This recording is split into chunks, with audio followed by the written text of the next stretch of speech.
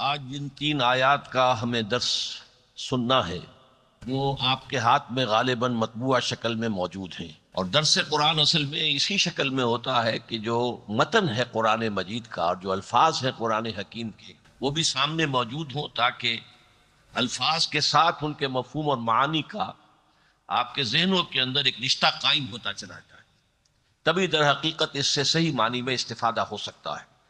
اعوذ باللہ من الشیطان الرجیم، بسم اللہ الرحمن الرحیم۔ یا ایھا الذین آمنوا من یرتد منکم عن دینہ فسوف یأتی اللہ بقوم یحبہم ویحبونہ۔ اے ایمان کے دعوے دارو، اے ایمان والو، یا ایھا الذین آمنوا کا ترجمہ ہر شخص کے علم میں ہے، لیکن یہ بات نوٹ کر لیجئے کہ قرآن حکیم میں ان الفاظ کے ذریعے سے خطاب کیا جاتا ہے اہل ایمان کو بھی اور منافقوں کو بھی، اس لیے کہ جو منافقین تھے وہ بھی قانوناً مسلمان تھے، مسلمانوں کی جماعت میں شامل تھے، لہذا ان سے آپ پورے قرآن مجید میں، حالانکہ بڑی طویل بحثیں ان کے ساتھ جو ہے قرآن مجید میں نقل ہوئی ہیں۔ سورہ توبہ کا تو سب سے بڑا حصہ جو ہے وہ منافقین سے متعلق ہے، سورہ نساء جس کی کے بعد کی صورت ہم پڑھ رہے ہیں اس کا بھی بہت بڑا حصہ منافقین سے متعلق ہے، لیکن کہیں ایک جگہ بھی پورے قرآن میں یا ایھا الذین نافقوا کے الفاظ نہیں آئے، اے منافقو، یہ الفاظ پورے قرآن میں نہیں آئے۔ لیکن یہ ہمیں اصل میں دیکھنا ہوتا ہے کہ یا ایھا الذین آمنوا سے جو خطاب اس مقام پر ہو رہا ہے اس میں روح سخن کس کی طرف ہے، تو یہ ابھی تو میری طرف سے اس کو تسلیم کر لیجئے، اس کے بعد یہ بات واضح ہو کر آپ کے سامنے آ جائے گی۔ یا ایھا الذین آمنوا من یرتد منکم عن دینہ، اس کا عام ترجمہ ہوگا جو کوئی بھی مرتد ہو جائے تم میں سے تمہارے دین سے۔ ارتداد جو ہے یہ دو طرح کا ہے، ایک یہ ہے کہ کوئی شخص اسلام کو چھوڑ کر کفر میں چلا جائے اعلانیہ طور پر، مرتد، جس کی سزا اسلامی ریاست میں قتل ہے۔ ایک ارتداد ہے باطنی، معنوی، وہ اصل میں نفاق ہے۔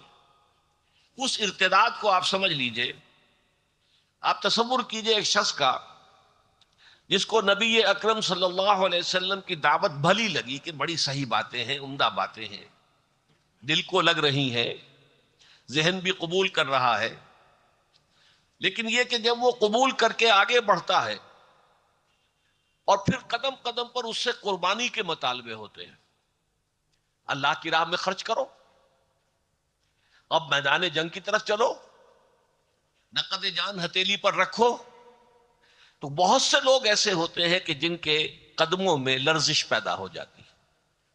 بہت سے لوگ ایسے بھی ہوتے ہیں کہ ہرچہ باد آباد ماں کشتی درا انداختین، اب جو ہو سو ہو، ہم نے تو اپنی کشتی جو ہے دریا میں ڈال دی ہے، اب یہ کشتی اگر تیرے گی تو ہم تیریں گے، یہ ڈوبے گی تو ہم بھی ڈوبیں گے۔ یہ تو تھے مومنین صادقین جو ایک مرتبہ جب آ گئے ایمان کے دائرے میں تو جو قربانی دینی پڑی، جو تکلیفیں آئیں انہوں نے جھیلی، برداشت کی، اور ہر امتحان میں کامیاب ہوئے۔ لیکن کچھ ضعف ارادہ کے لوگ بھی ہوتے ہیں، عزیمت نہیں ہوتی، ہمت نہیں ہوتی، وہ دین بھی چاہتے ہیں لیکن دنیا سے بھی ہاتھ دھونے کو تیار نہیں، دنیا کا نقصان بھی انہیں گوارا نہیں ہے، چاہتے ہیں کہ آخرت بھی ملے اور دنیا بھی ہماری عیش و آرام میں گزر جائے، اس کے لیے ہمیں کوئی قربانی نہ دینی پڑے، کوئی مشقت نہ جھیلنی پڑے۔ ایسے لوگوں کا معاملہ ہوتا ہے کہ وہ آگے بڑھ کر پھر پسپائی اختیار کرتے ہیں۔ ارتداد کے لفظی معنی ہے پسپائی اختیار کرنا، ردہ یردوں کو معنی ہے کسی کو موڑ دینا۔ ارتداد اسی سے باب افتعال بنا ہے، خود لوٹنا، پلٹنا، یعنی آدمی بجائے آگے بڑھنے کے پیچھے ہٹنا شروع ہو جائے۔ اس کی تین سٹیجز تھیں۔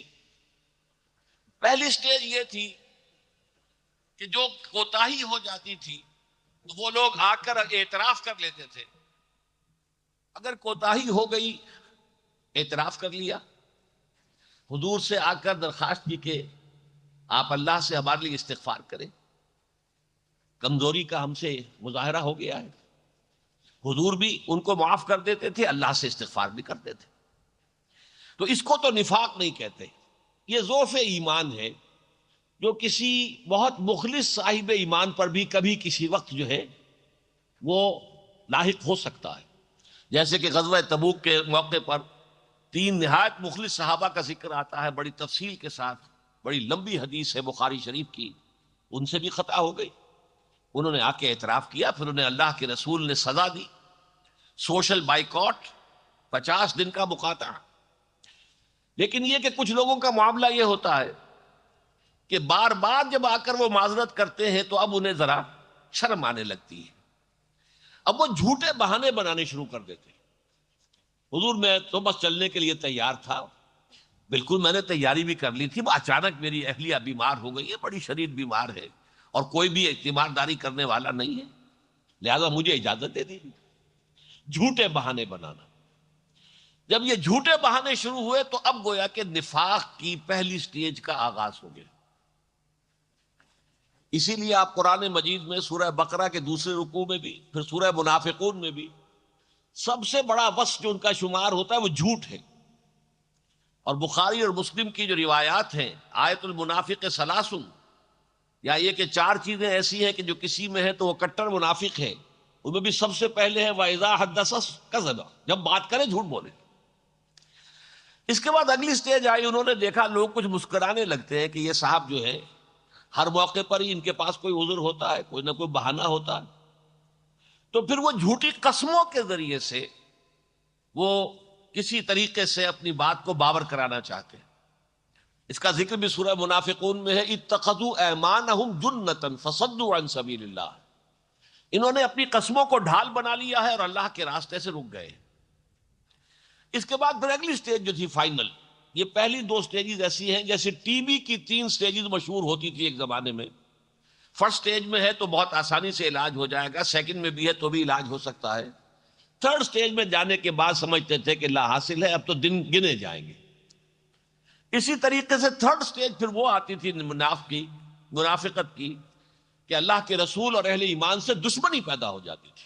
ہم العدو فاحذرہم قاتلہم اللہ انا یوفکون، یہ سورہ منافقون کے الفاظ ہیں. اے نبی یہ لوگ اصل دشمن ہیں، یہ مارے آستین ہیں، یہ اندر سے ڈنک مار رہے ہیں. باہر کے دشمن کا مقابلہ آسان ہے اور ان کا سد باب جو مشکل ہے. اب یہ جو منافقین تھے مدینے کے، ان کے بارے میں ایک بات اور سمجھ لیجئے، یہ اصل میں زیر اثر تھے یہود کے. مدینے کی یہ تاریخ آپ کے سامنے رہنی چاہیے. مدینے کے اصل آباد کار جو ہے وہ اہل عرب نہیں تھے بلکہ یہودی تھے. یہ جو ڈائسپورا ہوا تھا ان کا سن 70 عیسوی میں، جب انہیں فلسطین سے ملک بدر کیا گیا تو جس کا جہاں سینگ سمایا چلا گیا. یہ 3 قبیلے آ کر مدینے میں آباد ہو گئے. مدینہ آباد کرنے والے اصل یہودی تھے. اس کے بعد جب کہ یمن میں سیلاب آیا، وہاں تباہی آئی، تو وہاں سے جو قبیلے نکلے ان میں سے 2 یمن کے قبیلے اوس اور خزرج آ کر آباد ہو گئے مدینے میں. اس طرح یہ 5 قبیلے ہو گئے.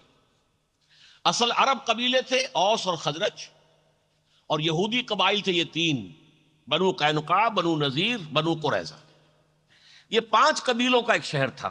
اور ذہن میں رکھیے، کنٹراسٹ ذہن میں رہے کہ مکہ ایک قبیلے کا شہر تھا، وہاں صرف قریشی ہوگا یا قریشی کا حلیف ہوگا یا قریشی کا غلام ہوگا، چوتھا کوئی آدمی مکے میں نہیں ہو سکتا تھا، ناممکن. لیکن یہاں 5 قبیلے تھے. اب ان میں ظاہر بات ہے کہ یہ اوس اور خزرج وہ قبیلے تھے جن کے پاس نہ کوئی کتاب آسمانی، نہ کوئی شریعت، نہ لکھنے پڑھنے کا کوئی رواج. اور یہودی تھے صاحب کتاب، تورات ان کے پاس، شریعت ان کے پاس، پڑھنے لکھنے کا رواج ان کے پاس، ان کے فقہا، ان کے علماء، ان کے مفتی حضرات. تو ظاہر بات ہے کہ رعب بہت تھا تمدن کے اعتبار سے کہ یہودی بہت متمدن ہے، تعلیم یافتہ ہے، بہت مہذب ہیں، جبکہ ہم عرب جو ہیں ہمارے پاس تو کچھ بھی نہیں. اس کی وجہ سے بہت سے لوگ جو ہیں اوس اور خزرج کے، یہ ان کے زیر اثر تھے، مرعوب بھی تھے، اور یہ کہ ان کی تمدنی جو ترقی تھی اس سے متاثر بھی تھے. اور اسی کی بنا پر ان کے بہت سے تعلقات قائم ہو گئے تھے، حلیفانہ تعلقات، دوستانہ تعلقات اوس اور خزرج کے لوگوں کے بنو قینقاع، بنو نذیر اور بنو قریظہ کے لوگوں کے ساتھ. اب جب نبی اکرم صلی اللہ علیہ وسلم تشریف لے آئے مدینہ منورہ ہجرت فرما کر، تو آپ نے ایک ایسا قدم اٹھایا جو تاریخ انسانی میں واقعہ یہ ہے کہ بڑے بڑے اسٹیٹس مین جو ہیں وہ رشک کرتے ہیں کہ کس قدر مناسب قدم تھا حضور نے جو اس وقت اٹھایا ہے۔ منٹگومری واٹ کو اگر آپ پڑھیں تو کتنی کچھ تعریف اس نے کی ہے کہ ان تینوں یہودی قبیلوں سے آپ نے پیکٹ کیا، میثاق مدینہ، کہ اگر مدینے پر باہر سے کوئی حملہ ہوگا تو ہم مل جل کر ایک امت ہو کر دفاع کریں گے۔ امت ایک اس معنی میں نہیں ہو گئے تھے، ایک امت کافر ہے، ایک امت مسلمہ ہے، وہ اس معنی میں امت نہیں، دفاع کے اعتبار سے ہم ایک امت ہو۔ لیکن جیسا کہ آپ کو معلوم ہے تینوں قبیلوں نے ایک ایک کر کے اس پیکٹ کی خلاف ورزی کی، سازشیں کی، حضور کے خلاف ریشہ دوانیاں کی، قریش کو سازش کر کر کے چڑھا کر لاتے رہے، لہذا ایک ایک کر کے ان کے ساتھ وہ پیکٹ ختم ہوا۔ غزوہ بدر کے فوراً بعد بنو قینقاع کو نکالا گیا مدینے سے، غزوہ احد کے فوراً بعد بنو نذیر نکالے گئے جن کا ذکر سورۃ الحشر میں ہے، اور بنو قریظہ کا خاتمہ ہوا ہے غزوہ احزاب کے بعد جس کا ذکر سورہ احزاب میں ہے۔ لیکن یہ جو لوگ تھے کہ جو ان کے زیر اثر تھے، اوس اور خزرج کے لوگ ایمان لے آئے، ان کے چودھری، ان کے بڑے بڑے لوگ ایمان لے آئے، تو اب سب لوگوں نے سمجھ لیا کہ پورا قبیلہ ایمان لے آیا ہے، لیکن سب کے دلوں میں ایمان جاگودی نہیں ہوا تھا، اور خاص طور پر جو ان کے روابط تھے، تعلقات تھے، دوستیاں تھیں، تو جیسے آپ جانتے ہیں کہ کوئی بڑا گھنا جنگل ہو تو اس میں ایک تو درخت ہوتے ہیں اونچے اونچے، ایک انڈر گروتھ ہوتی ہے اس کے نیچے، جھاڑیاں ہیں، جھنکاڑ ہیں درختوں کے نیچے، تو یہ یہود کے جو قداور درخت تھے وہاں پر موجود، ان کے نیچے انڈر گروتھ کی حیثیت سے یہ نفاق کے پودے، نفاق کی جھاڑیاں، یہ جھاڑ جھکاڑ جو ہے نفاق کا، یہ ان کے زیر اثر تھا۔ اب جب یہ کشمکش اس انتہا کو پہنچ گئی کہ اب یا تو ادھر یا ادھر، جیسے کہ ابھی آپ نے دیکھا کہ صدر بش نے کہا یا ہمارے دوست ہو یا دشمن، تیسری بات کوئی نہیں، تو جو جد و جہد ہو رہی تھی غلبہ دین کے لیے، جو جہاد کر رہے تھے حضور اور آپ کے صحابہ کرام رضی اللہ تعالیٰ عنہم اجمعین وصلی اللہ علیہ وسلم، جب وہ اس کرٹیکل یعنی اسٹیج پر پہنچ گیا معاملہ کہ اب یا ادھر یا ادھر، تو ان کی جان پر بن گئی کہ ہم اپنے دوستیاں، اپنے تعلقات، اپنے ان کے ساتھ حلیفانہ روابط، ہمارے جو بھی ہے خاندانی ان کے ساتھ مراسم چلے آ رہے ہیں، یہ کیسے توڑ؟ یہ ہے پس منظر اصل میں کہ جس میں یہ آیات نازل ہوئی ہیں۔ بلکہ آج تو ہم 3 آیتیں چونکہ معین کر دیا گیا تھا تو میں وہیں سے درس شروع کر رہا ہوں، لیکن نوٹ کیجئے اس رکوع کی 6 آیتیں ہیں۔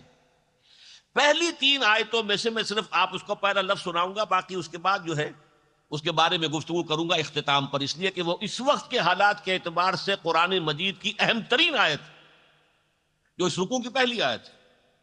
یا ایھا الذین آمنوا لا تتخذوا اليہود والنصارى اولیاء بعضهم اولیاء بعض ومن يتولهم منکم فانہ منہم ان اللہ لا یہدی القوم الظالمین۔ اے ایمان والو، اے ایمان کے دعوے دارو، یہودیوں اور عیسائیوں کے اپنے دوست، پشت پناہ، حمایتی مت بناؤ۔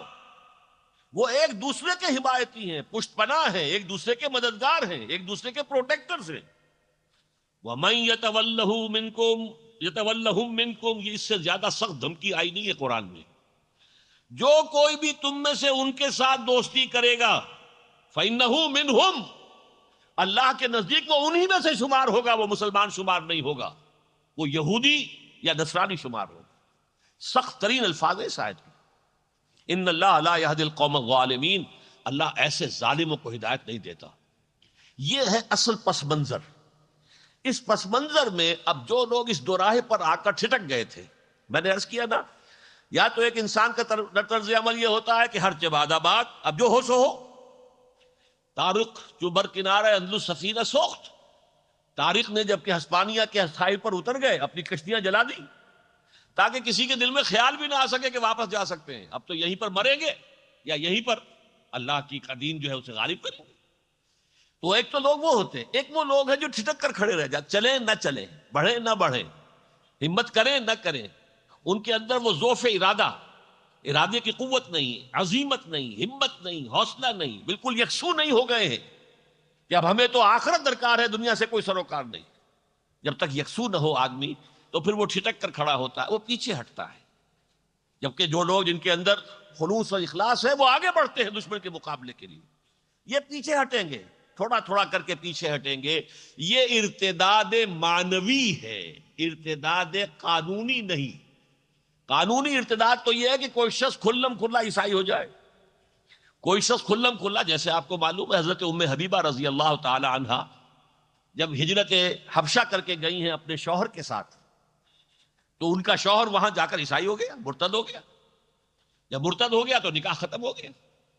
پھر حضور نے پیغام بھیجا ہے، اس لیے کہ آخر ابو سفیان کی صاحبزادی تھی، گویا کہ قریش کے بڑے اونچے گھرانے کی، تو حضور نے پیغام بھیجا ام حبیبہ کو، اور حضرت نجاشی رحمۃ اللہ علیہ نے نکاح پڑھایا غائبانہ، حضور مدینے میں ہے، نکاح وہاں ہو رہا ہے حبشہ میں، اور نجاشی رحمۃ اللہ علیہ نے ہی اپنی طرف سے مہر ادا کیا۔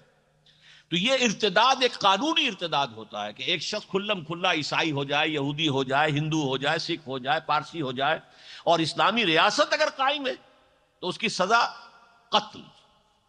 قتل مرتد پر ایک کتاب ابھی ہم نے چھاپی ہے جسٹس تنزیل الرحمان صاحب کی، جو ہمارے ہاں کی بڑی علمی شخصیت ہیں، ان کی بڑی پرانی کتاب تھی، بہت عرصے سے وہ جو ہے دستیاب نہیں تھی۔ ویسے اس موضوع پر مولانا مودودی کا ایک رسالہ بھی موجود ہے، قتل مرتد، لیکن یہ چونکہ جسٹس ہیں، قانون دان، لہذا ان کی کتاب جو ہے وہ واقعہ یہ ہے کہ جو حضرات بھی اس مسئلے کے قانونی پہلوؤں کو سمجھنا چاہیں انہیں ضرور جسٹس تنزیل الرحمان صاحب کی اس کتاب کو پڑھنا چاہیے۔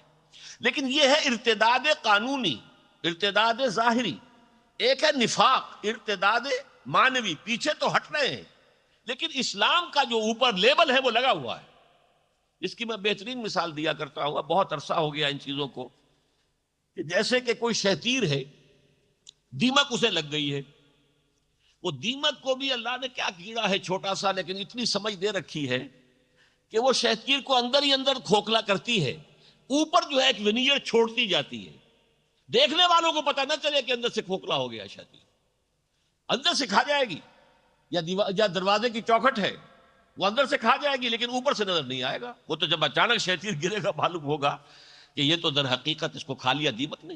بلکہ یہی واقعہ یاد آ کہ حضرت سلیمان کے ساتھ ہوا تھا، یا کولو من ساتا، ان کا جو عصا تھا اسے دیمک چٹ کر گئی، لیکن وہ کھڑے رہے، اور وہ جب گرے ہیں تب جنوں کو معلوم ہوا کہ لو، ہم تو یہ سمجھ رہے تھے کہ سلیمان زندہ ہیں اور ہماری نگرانی کر رہے ہیں، معلوم ہے ہمارے پاس غیب کا کوئی علم نہیں۔ بہرحال یہ نفاق جو ہے دیمک کی طرح ہے، اندر سے ایمان کو کھوکھلا کر دیا، وہ کفر ہو گیا۔ جیسے سورہ منافقون میں کہا گیا ذالک بانہم آمنوا ثم کفروا فتطبع علی قلوبہم، یہ ایمان تو لائے تھے لیکن پھر انہوں نے کفر کیا ہے، اور اب ان کے دلوں کے اوپر مہر کر دی گئی ہے، اب یہ تفقہ اور اصل فہم انہیں حاصل نہیں ہو سکتا۔ تو یہ ہے کہ اندر سے کھوکھلے ہو گئے لیکن اوپر سے مسلمان ہیں، وہ ہے جن سے خطاب ہو رہا ہے۔ یا ایھا الذین آمنوا من یرتد منکم عن دینہ فسوف یاتی اللہ بقوم یحبہم ویحبونہ۔ اس میں ایک اللہ تعالیٰ کی شان بے نیازی ہے، اللہ عن قریب ایسے لوگوں کو لے آئے گا جن سے وہ محبت کرے گا اور وہ اس سے محبت کریں گے۔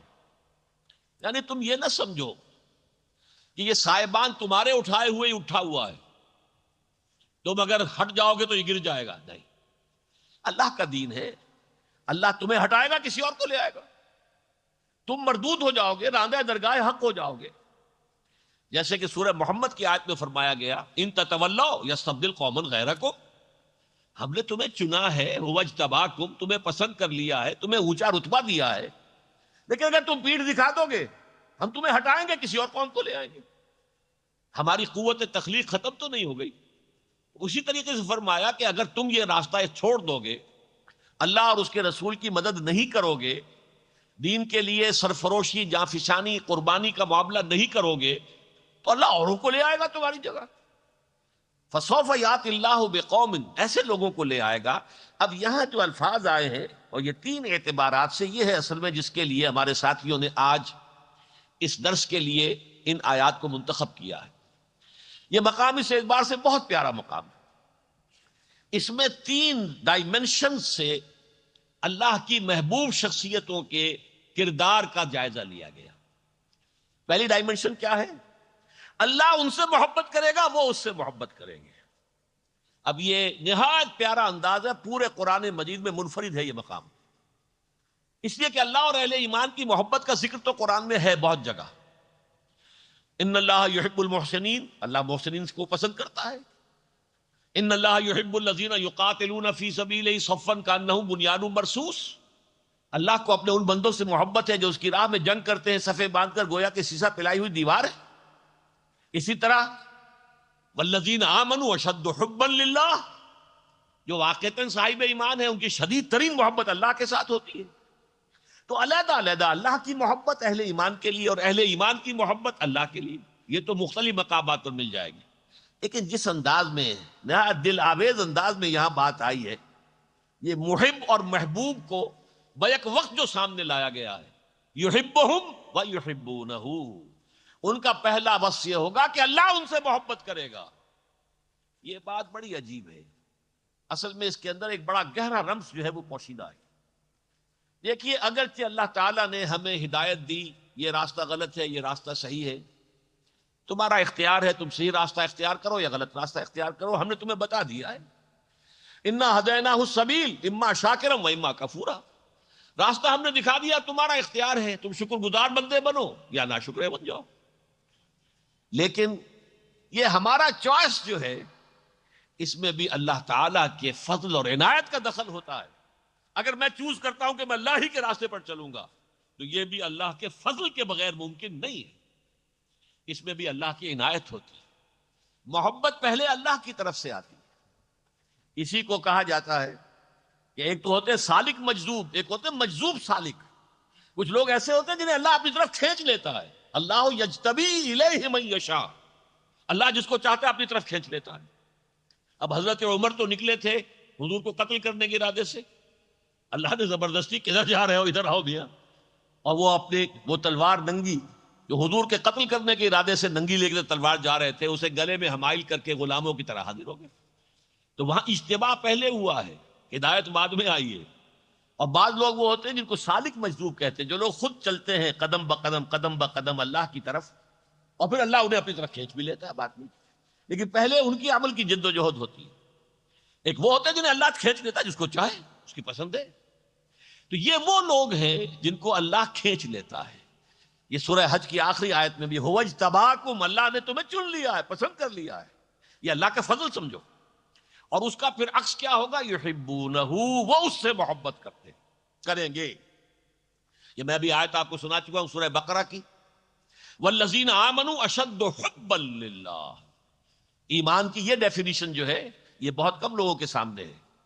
اہل ایمان تو حقیقت میں وہ ہے کہ جو شدید ترین محبت اللہ سے کرتے، کوئی محبت ان کے دل کے سنگھاسن پر اللہ کی محبت کے برابر براجمان نہیں ہو سکتی۔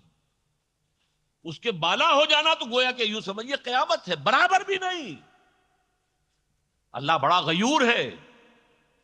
بڑا پیارا شعر ہے حضرت مجذوب کا رحمت اللہ علیہ، ہر تمنا دل سے رخصت ہو گئی، اب تو آجا اب تو خلوت ہو گئی۔ اللہ دل میں آتا ہے بندہ مومن کے جبکہ دل خالی ہو چکا ہو، ہر محبت سے خالی ہو چکا ہو، تب محبت خداوندی ڈرا جماتی۔ یہ معاملہ جو ہے یحبون اشد حبا للہ، اسی کو پھر سورہ توبہ کے اندر آپ کو معلوم ہے کس قدر سخت آیت ہے۔ قل ان کان آباؤکم وابناؤکم واخوانکم وازواجکم وعشیرتکم واموال اقترفتموها وتجارۃ تخشون کسادها ومساکن ترضونها احب الیکم من اللہ ورسولہ وجہاد فی سبیلہ فتربصوا حتی یاتی اللہ بامرہ واللہ لا یہدی القوم الظالمین۔ اے نبی ان سے کہہ دیجئے اگر تمہیں اپنے باپ، اپنے بیٹے، اپنے بھائی، اپنی بیویاں یا بیویوں کے لیے شوہر، اور اپنی رشتہ دار، اور وہ مال جو تم نے بڑی محنت سے جمع کیے ہیں، وہ بلڈنگیں جو تم نے بنائی ہیں، محلات بنائے ہیں، تمہیں پسند ہے، وہ کاروبار جس میں کساد کا تمہیں اندیشہ رہتا ہے، اگر یہ 8 چیزیں زیادہ محبوب ہیں اللہ سے اور اس کے رسول سے اور اللہ کی راہ میں جہاد سے، جاؤ دفع ہو جاؤ، انتظار کرو یہاں تک کہ اللہ اپنا فیصلہ سنا دے۔ اور اللہ کا فیصلہ اٹل کیا ہے؟ اللہ ایسے ظالموں کو ہدایت نہیں دیتا، ایسے فاسقوں کو ہدایت نہیں دیتا۔ جب تک توحید فی المحبت نہیں آ جائے گی، ایک ہے عقیدے کی توحید، اللہ ایک ہے، اللہ کی صفات میں کوئی اس کے ساتھ شریک نہیں ہے، یہ عقیدہ ہے۔ ایک ہے عملی توحید، محبوب ترین ہستی اللہ بن جائے، کوئی اور شے اس کے برابر محبوب نہ ہو. یہ توحید فی المحبہ، محبت میں توحید اللہ کی. اللہ یہ نہیں کہتا کہ ساری محبتیں ختم کر دیں، تابع کر دو. اولاد کی محبت اللہ کی محبت کے تابع رہے، والدین کی محبت اولاد اللہ کی محبت کے تابع رہے. تین محبتیں بالا ترین رہے، اللہ کی محبت، رسول کی محبت اور اللہ کی راہ میں جہاد کی محبت. بہرحال یہاں فرمایا پہلا ان کا وصف، پہلی ڈائمنشن کیا ہے؟ یحبہم، اللہ ان سے محبت کرے گا، ویحبونہ، اور وہ اللہ سے محبت کرے گا. دوسری ڈائمنشن، اب اللہ کے ساتھ تعلق تو یہ ہو گیا محبوبیت کا، محب اور محبوب. اب یہ انسانوں کے ساتھ تعلق، وہ اس کے ڈائمنشن کیا ہے؟ اذلۃ علی المؤمنین اعزۃ علی الکافرین. اہل ایمان کے حق میں بہت نرم، بہت ہی متواضع، جھک جانے والے اہل ایمان کے لیے. اذلہ کا لفظ آتا ہے کمزور کے لیے. عربی زبان میں ذلت جو ہے، اردو کے اندر تو ذلیل کے معنی کچھ اور ہو جاتے ہیں، کمینگی کا مفہوم آ جاتا ہے. عربی میں یہ معنی نہیں ہے، بلکہ ذلیل کے معنی کمزور کے. تو آپ جو ہے اہل ایمان کے سامنے تو کمزوری ثابت کریں. اچھا بھائی جو بات آپ کہہ رہے ہیں مانتا ہوں، اچھا بھائی جو بھی آپ کو چاہیے میں اپنے امکانی حد تک آپ کے ساتھ تعاون کروں گا. گویا کہ معلوم ہو کہ ان کے اندر رحمت ہے، شفقت ہے، محبت ہے، رافت ہے اہل ایمان کے حق میں. عزت علی الکافرین، کافروں کے حق میں سخت، بھاری. اس کو کہا علامہ اقبال نے، ہو حلقہ یاراں تو بریشم کی طرح نرم، اور رزم حق و باطل ہو تو فولاد ہے مومن. معلوم ہے کہ اس شخص کے اندر تو انگلی دھسائی نہیں جا سکتی، کسی محبت کا واسطہ کام نہیں دے رہا. ماں رو رہی ہے کہ بیٹے چھوڑو اس محمد کے دین کو، آؤ میری طرف واپس. لیکن ماں کو چھوڑ کر جا رہا ہے بیٹا. مصعب بن عمیر ماں کو چھوڑ کر نکلا ہے کہ نہیں نکلا؟ نکلے ہیں. سعد بن ابی وقاص جو ہے وہ آخر ماں جو ہے مرل برت رکھے ہوئے تھی اور وہ واسطے دے رہی تھی کہ تمہیں ماں باپ کے حقوق کا خیال نہیں ہے. لیکن اللہ اور اس کے رسول کا حق جو سامنے آ گیا وہ ماں باپ کے حقوق سے فائق ہے. لہذا یہ ہے کہ سختی ایسی ہو کہ نرم وہ انگلی دھسا نہ سکے. جیسے ہم کہتے ہیں کہ جیسے ایک شخص جو ہے وہ تو بھائی تم تو پٹھے ہاتھ نہیں دھرنے دیتے. آدمی معلوم ہو کہ پوری طرح سخت کھڑا اپنے موقف کے اندر، کسی درجے میں نرمی دکھانے کو تیار نہ ہو. یہ ظاہر بات ہے جیسا کہ میں نے عرض کیا تھا، جب یہ حق و باطل کے درمیان کشاکش اس کریٹیکل پوائنٹ کو پہنچ جائے پھر لازم ہوتا عزت علی الکافرین اذلۃ علی المؤمنین. اور جیسا کہ آپ کے علم میں نے بارہا کہا ہے کہ قرآن مجید میں اہم مضامین کم سے کم 2 جگہ ضرور آتے ہیں. اسی کا عکس آپ کو ملے گا سورہ فتح کی آخری آیت میں. محمد الرسول اللہ والذین معہ اشداء علی الکفار رحماء بینہم. محمد اللہ کے رسول اور جو ان کے ساتھ ہیں ان کے صحابی رضی اللہ تعالی عنہم اجمعین، ان کی شان کیا ہے؟ اشداء علی الکفار، کفار کے حق میں بہت شدید، بہت سخت، اور رحماء بینہم، آپس میں بہت ہی رحم دل، آپس میں بہت ہی رقیق القلب. یہ ہے در حقیقت ہو حلقہ یاراں تو بریشم کی طرح نرم، اور رزم حق و باطل ہو تو فولاد ہے مومن. جس کا نقشہ سامنے آیا غزوہ بدر میں. ادھر سے حضرت ابو بکر تھے حضور کے ساتھ صلی اللہ علیہ وسلم، ادھر سے عبد الرحمن بن ابی بکر آیا ہوا ہے، ایمان نہیں لایا تھا، وہ کفار کے لشکر کے ساتھ ہے. جنگ بدر کے بعد کہتا ہے، بعد میں ایمان لے آئے، کہ ابا جان آپ میری زد میں آ گئے تھے بدر میں، لیکن میں نے آپ کے ساتھ رعایت کی ہے، آپ پر حملہ نہیں کیا. حضرت ابو بکر فرماتے ہیں بیٹے چونکہ تم باطل کے لیے لڑ رہے تھے لہذا تم نے میرا لحاظ کیا، خدا کی قسم اگر تم میری زد میں آ جاتے کبھی نہ چھوڑتا. یہ ہے اشداء علی الکفار رحماء بینہم، کفار کے ساتھ کوئی رحمدلی کا سوال پیدا نہیں ہوتا. یہ عام حالات میں نہیں ہے. عام حالات میں آپ سورہ ممتحنہ میں پڑھیں گے کہ جو کافر حربی نہیں ہے، جو کافر آپ کے خلاف کسی محاذ میں شامل نہیں ہے، اس کے ساتھ کچھ نہ کچھ دوستی، کچھ نہ کچھ جو ہے اچھا سلوک بری بات نہیں ہے. یہ سورہ ممتحنہ میں مضمون آیا ہے. لیکن جب یہ کشاکش پہنچی ہو اس کریٹیکل پوائنٹ کو، جیسا کہ میں نے کہا، جیسے بش نے کہا، جس کے آگے کے ہمارے صدر مشرف صاحب جو ہیں وہ کپ کپا کر رہ گئے کہ یا ساتھ دو ورنہ دشمن شمار ہو گئے. یہ معاملہ آتا ہے، کہاں آتا ہے؟ جب تو کریٹیکل پوائنٹ آ جاتا ہے حق و باطل کی کشمکش کا.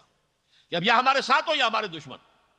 لہذا وہاں معاملہ یہ ہوتا ہے، یہ میں نے سرچ کیا، سیکنڈ ڈائمنشن ہے اس کیریکٹر کی، اس کردار کی، جو اللہ کے محبوب بندے ہیں.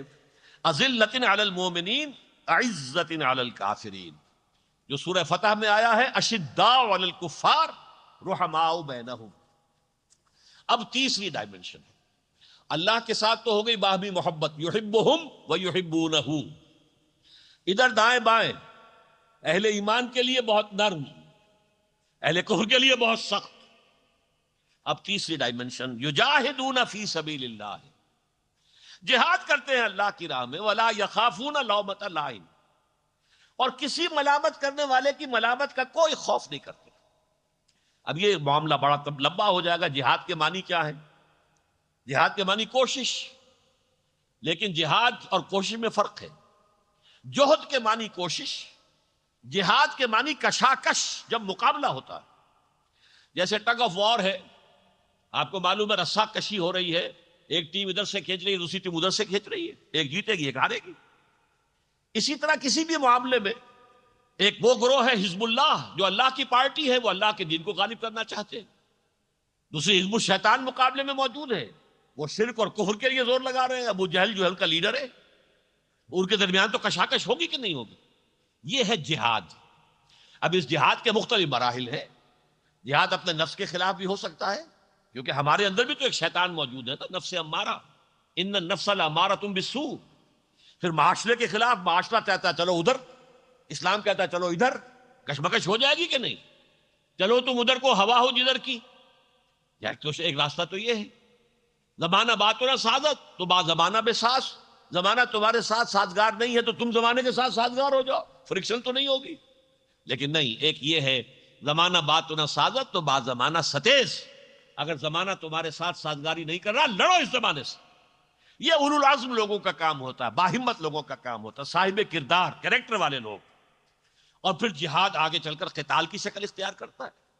اس میں ظاہر بات ہے کہ ہتھیلی پر جان لے کر ہی میدان میں آدمی نکلتا ہے نا. وہ تو نکل کے واپس آ گئے تو سمجھیے بونس ہے، ورنہ جو شخص بھی جنگ میں گیا ہے وہ رسک لے کر جا رہا ہے اپنی جان کا. تو یجاہدون فی سبیل اللہ ولا یخافون لومۃ لائم، اور وہ کسی ملامت کرنے والے کی ملامت سے نہیں ڈرتے. اس کے کیا معنی ہے؟ دیکھیے، اللہ کی راہ میں جہاد جو بھی کریں گے اور جو بھی اپنا رخ کر لیں، انی وجہت وجہی للذی فطر السماوات والارض حنیفا، اور جو کہہ دیں گے ان صلاتی و نسکی و محیای و مماتی للہ رب العالمین. اب ان کو دو طرح کی مخالفتیں پیش آئیں گی. ایک تو معاندین ہوں گے، وہ کہیں گے دماغ خراب ہو گیا، پاگل ہو گئے ہیں، یہ دقیانوسی لوگ ہیں، یہ فلاں ہیں، یہ فلاں ہیں. ان کے خلاف وہ زور لگا رہے ہیں.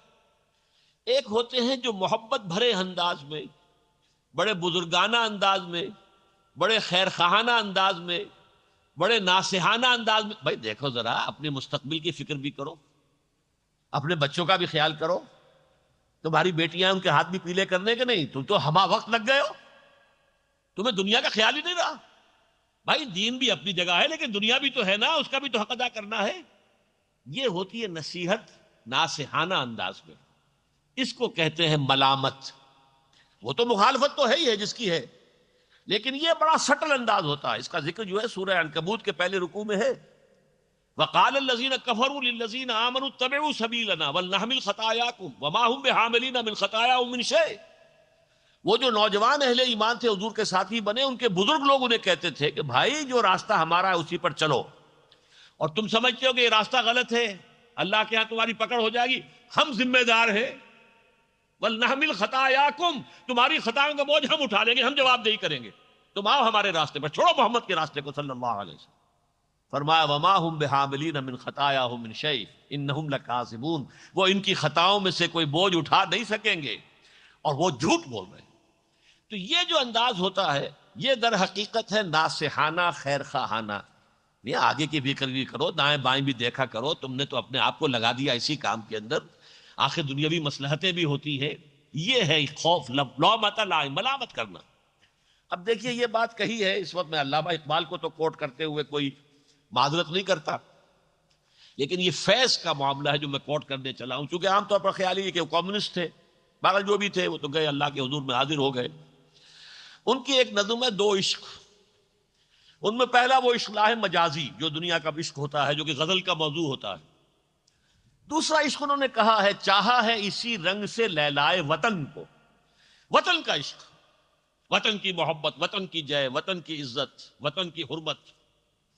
لیکن اس دوسرے عشق کے ضمن میں یہ کہتے ہیں اس راہ میں جو سب پہ گزرتی ہے گزری، اس راہ میں جو سب پہ گزرتی ہے سو گزری، تنہا پس زندہ کبھی رسوا سرے بازار، کڑکے ہیں بہت شیخ سرے گوشے منبر، اور گرجے ہیں بہت اہل حکم بر سرے دربار۔ یہ جو ہمارا ظاہر بات ہے کہ نظریہ تھا ان کا کمیونزم، وہ سمجھتے تھے اسی میں انسانیت کی بھلائی ہے، خیر ہے، فلاح ہے، لیکن اس میں ظاہر بات ہے جیل میں بھی جانا پڑا، مختلف مواقع پر سختیاں جھیلنی پڑی، اس راہ میں جو پھر ان پر فتوے بھی لگے۔ تو اس راہ میں جو سب پہ گزرتی ہے سو گزری، تنہا پس زندہ کبھی رسوا سر بازار۔ اب اگر آپ برا نہ مانے، کہاں فیض، کہاں محمد الرسول اللہ، لیکن نقشہ دکھا دینا چاہتا ہوں، 3 سال کی شیب بنی ہاشم کی قید کاٹی یا نہیں کاٹی محمد نے اور ان کے صحابہ نے صلی اللہ علیہ وسلم؟ پس زندہ تھے کہ نہیں؟ رسوا سر بازار، طائف کی گلیوں میں کیا ہو رہا تھا؟ ٹھٹھے لگ رہے ہیں، مذاق اڑ رہے ہیں، پتھراؤ ہو رہا ہے، رسوا سر بازارے آں شوق ستم گارے۔ تو اس راہ میں جو سب پہ گزرتی ہے سو گزری، تنہا پس زندہ کبھی رسوا سر بازار، کڑکے ہیں بہت شیخ سرے گوشے منبر، ہمارے خلاف فتوے دیے گئے، اور گرجے ہیں بہت اہل حکم بر سرے دربار، بڑے بڑے ڈکٹیٹروں نے جو ہے ہمارے خلاف یہ کارروائیاں کی ہیں۔ چھوڑا نہیں غیروں نے کوئی ناوک دشنام، ہمارے جو مخالف تھے غیر، انہوں نے ہر تیر چلایا ہمارے اوپر، ہمیں گالیاں دی، اور چھوٹی نہیں اپنوں سے کوئی طرز ملامت، اپنوں سے جو ہوتی ہے یہ خیر خواہانہ انداز، یہ طرز ملامت، یہ وہ لفظ ہے، چھوٹی نہیں اپنوں سے کوئی طرز ملامت، اس عشق نہ اس عشق پہ نادم ہے مگر دل، ہر داغ ہے اس دل میں بجز داغ ندامت۔ ہم نے جو بھی کیا ہے حق کی خاطر کیا ہے، ہم نے وطن کو اپنا معبود بنایا، وہ اور ان کا نظریہ تھا، ہمارا معبود اللہ ہے، ہم اللہ کے لیے جہاد کر رہے ہیں، لیکن ظاہر بات ہے کہ وہ چیزیں ہوں گی، ایک طرف کفار کے حملے ہوں گے، ایک طرف اپنوں کی طرف سے اندر ہی اندر مخالفت ہوگی۔ کیا کر رہے ہو؟ ذرا دائیں بائیں کا خیال کرو، آگے پیچھے کا خیال کرو، اولاد کا خیال کرو، بیٹیوں والے ہوں ان کے ہاتھ پہلے کیسے ہوں گے، تم نے یہ شرعی پردہ نافذ کر دیا، کون تمہارے ساتھ رشتہ لے گا اور دے گا؟ کیا ہو جائے گا تمہیں؟ اور یہ سب لوگ جو ہیں بڑی بڑی داڑھیوں والے جو ہیں یہ بھی رشوتیں لیتے ہیں، تم لوگے تو گویا کہ قیامت آ جائے گی۔ اور یہ دیکھو بڑے بڑے حاجی نمازی، اور انہوں نے سود کے اوپر رقم لے کر حویلیاں بنائی ہے، تو تمہیں کیا ہو گیا ہے؟ یہ سنتے ہیں کتنی باتیں، جو بھی اس راستے پر آئے گا اسے یہ باتیں سننی ہوگی۔ تو اب یہ 3 ہو گئی ڈائمینشنز مکمل۔ یا ایھا الذین آمنوا من یرتد منکم عن دینہ، اے اہل ایمان، اس لیے کہ وہ بھی اہل ایمان شمار کرتے تھے اپنے آپ کو منافق، جو بھی کوئی تم میں سے اپنے دین سے پسپائی اختیار کرے گا، پیچھے ہٹے گا۔ یہاں یہی مسئلہ ہوتا ہے، یا آگے بڑھو یا پیچھے ہٹتا ہوں گا، کھڑا نہیں، سکون محال ہے قدرت کے کارخانے میں، یا آگے بڑھیں گے یا پیچھے ہٹیں گے، کسی جگہ پر کھڑا ہونا ممکن نہیں ہے۔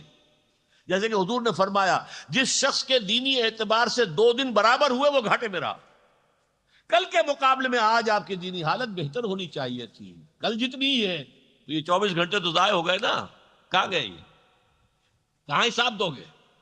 اور آج جو حالت ہے کل جو آنے والی ہے اس میں بہتر نہیں ہوئے تو پھر گھاٹا ہے۔ جس کے 2 دن برابر ہیں وہ خسارے میں، مسلسل ترقی، آگے بڑھو، تو یا تو پیش رفت ہوگی، آگے بڑھنا ہوگا، اور یا یہ کہ پسپائی ہو جائے گی، پیچھے ہٹ جاؤ گے۔ تو جو کوئی پسپائی کا راستہ اختیار کرے گا تو عن قریب اللہ تعالیٰ ایسے لوگوں کو لے آئے گا جن سے وہ محبت کرے گا اور وہ اس سے محبت کریں گے۔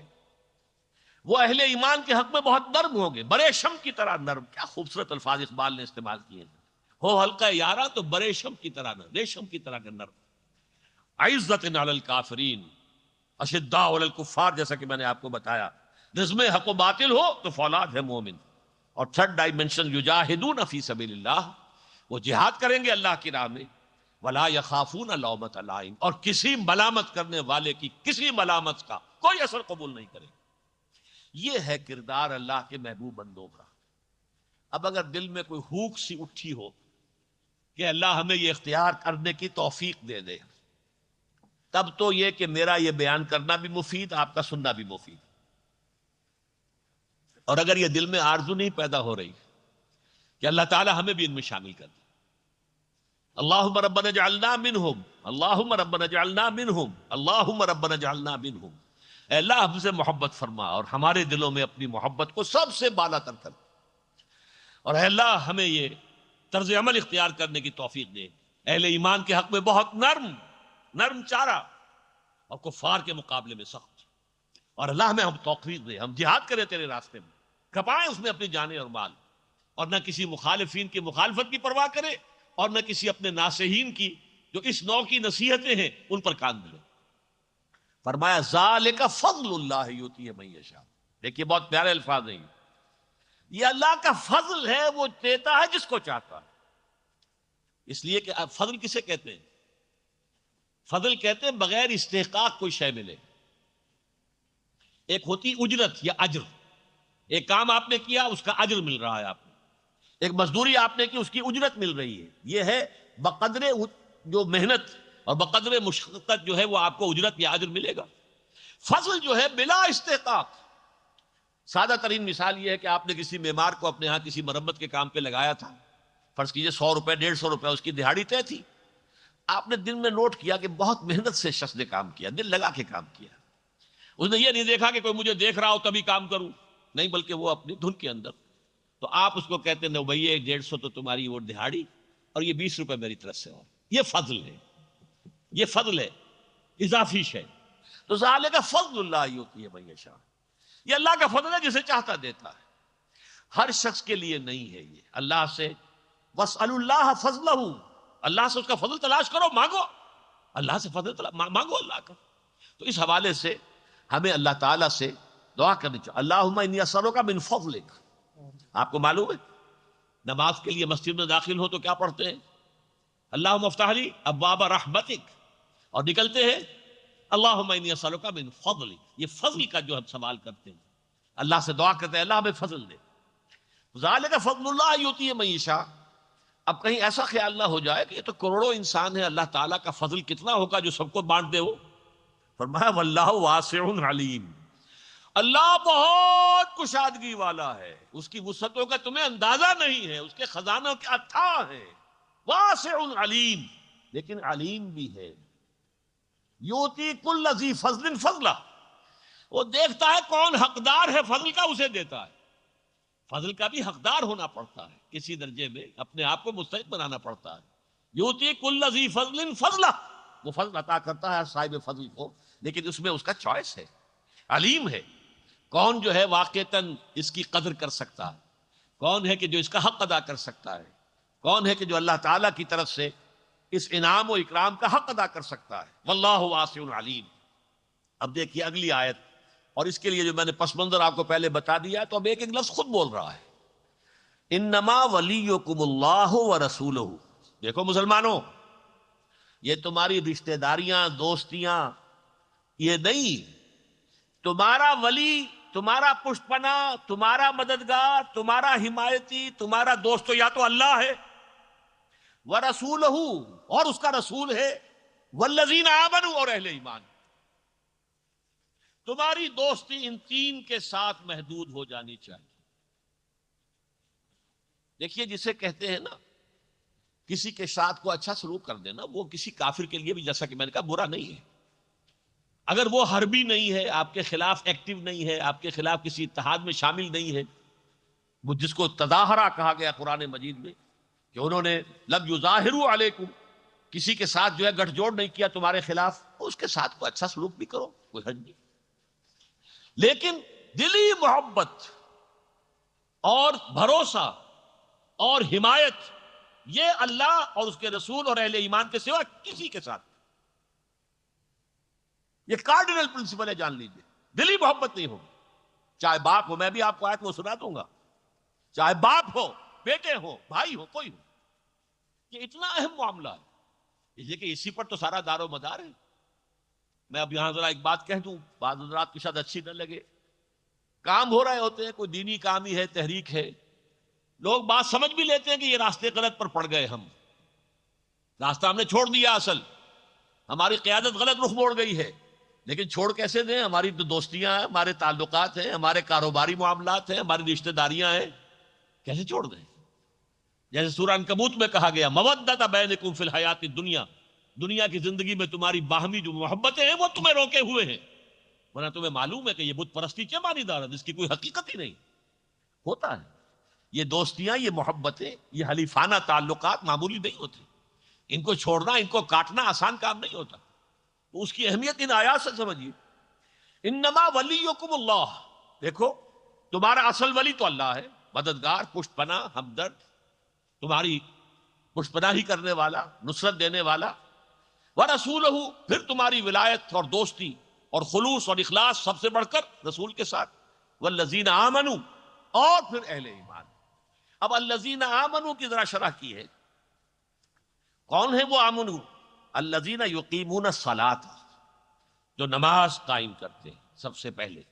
اب یہ ایک اور اعتبار سے یہ تین چیزیں آ رہی ہیں یہاں پر، پہلے وہ تین ڈائمنشنز، یحبہم ویحبونہ، اذلۃ علی الکافرین، اذلۃ علی المسلمین، عزۃ علی الکافرین، یجاہدون فی اللہ ولا یخافون لومۃ لائم۔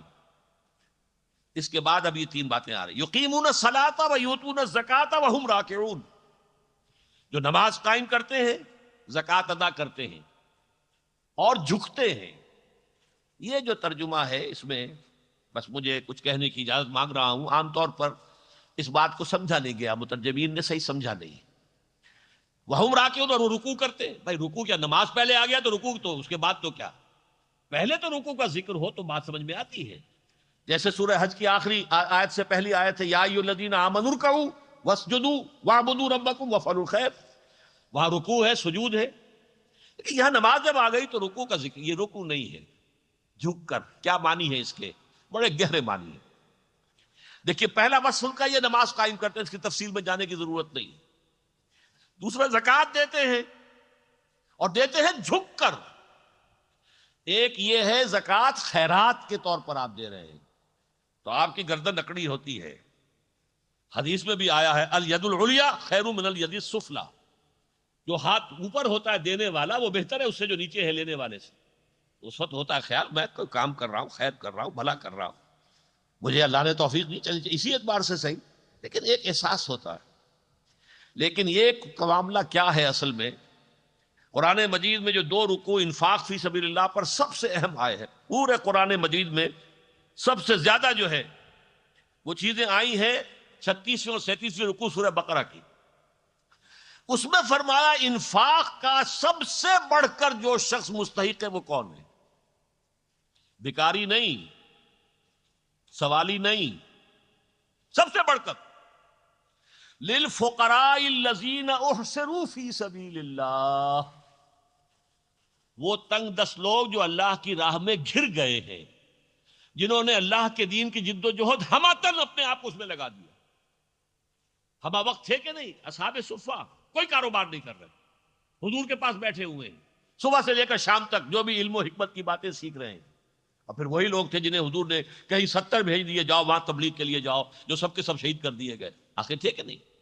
وہ کوئی کاروبار نہیں کرتے تھے۔ یا ایسے لوگ بھی تھے کہ جنہوں نے اپنے آپ کو ہمتن دین کے لیے لگا دیا اور دنیا کے لیے کچھ بھی نہیں کیا، حالانکہ وہ اصحاب صفہ میں سے نہیں ہے۔ ابو ذر غفاری کون تھے؟ مقداد کون تھے؟ یہ جو فقراء صحابہ ہیں یہ ہمتن کارکن تھے، جیسے آج کل ہم جماعتوں میں کہتے ہیں بھائی یہ تو ہمہ وقت کارکن ہے، لیکن ہمہ وقت کارکن کو ہم کیا کرتے ہیں؟ تنخواہ دیتے ہیں۔ وہاں تنخواہ کوئی نہیں تھی، توکل اللہ پر، اور اگر کوئی تمہارا بھائی تمہاری کو مدد کر دے لے لو، بس توکل محض پر تھا۔ یہ تنخواہ دار ملازمین اور تنخواہ دار کارکنوں کا کوئی تصور حضور صلی اللہ علیہ وسلم کی زندگی میں ہمیں نہیں ملتا۔ ہم نے اختیار کیا ہے مجبوراً آج کے حالات کے تحت، جو مختلف جماعتوں میں ہے، ہمارے ہاں بھی ہے، کچھ نہ کچھ لوگوں کو ہم نے جنہیں ہمتن ہم نے لے لیا ہے تو آخر ان کی کفالت کا کوئی بندوبست کرنا پڑتا ہے۔ لیکن حضور کا معاملہ دیکھیے، وہاں کسی کے لیے کوئی تنخواہ نہیں تھی، نہ حضور کی کوئی تنخواہ تھی۔ کوئی مال غنیمت میں سے کچھ آ گیا ہے تو ٹھیک ہے، یا یہ کہ کوئی ہدیہ لے آیا ہے وہ لے آیا ٹھیک ہے، نہیں تو فاقے ہیں، کئی وقت کے فاقے، کئی وقت گزر جاتے تھے کہ حضور کی ازواج مطہرات کے گھروں میں چولہے نہیں جلتے تھے۔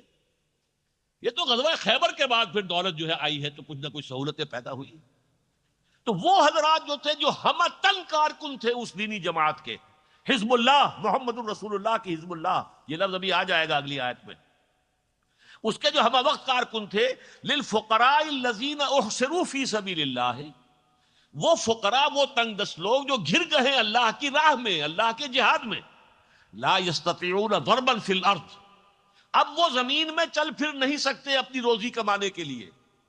قافلے جاتے تھے، ادھر جا رہے ہیں ادھر جا رہے ہیں، اب قافلوں میں جائیں یا اللہ کے دین کے لیے جہاد کے لیے جائیں؟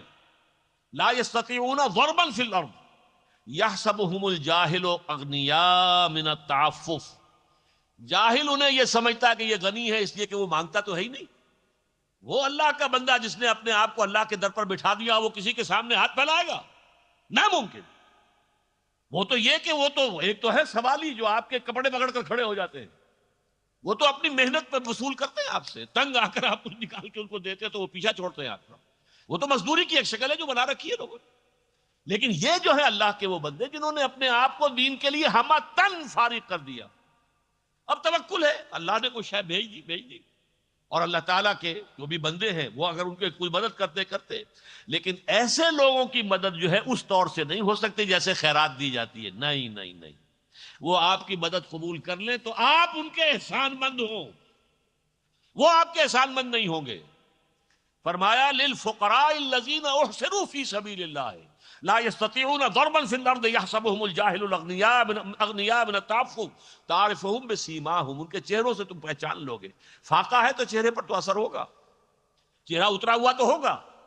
لا یسألون الناس الحافا، وہ لوگوں سے لپٹ کر سوال نہیں کرتے، مانگتے نہیں ہیں بھکاریوں کی طرح۔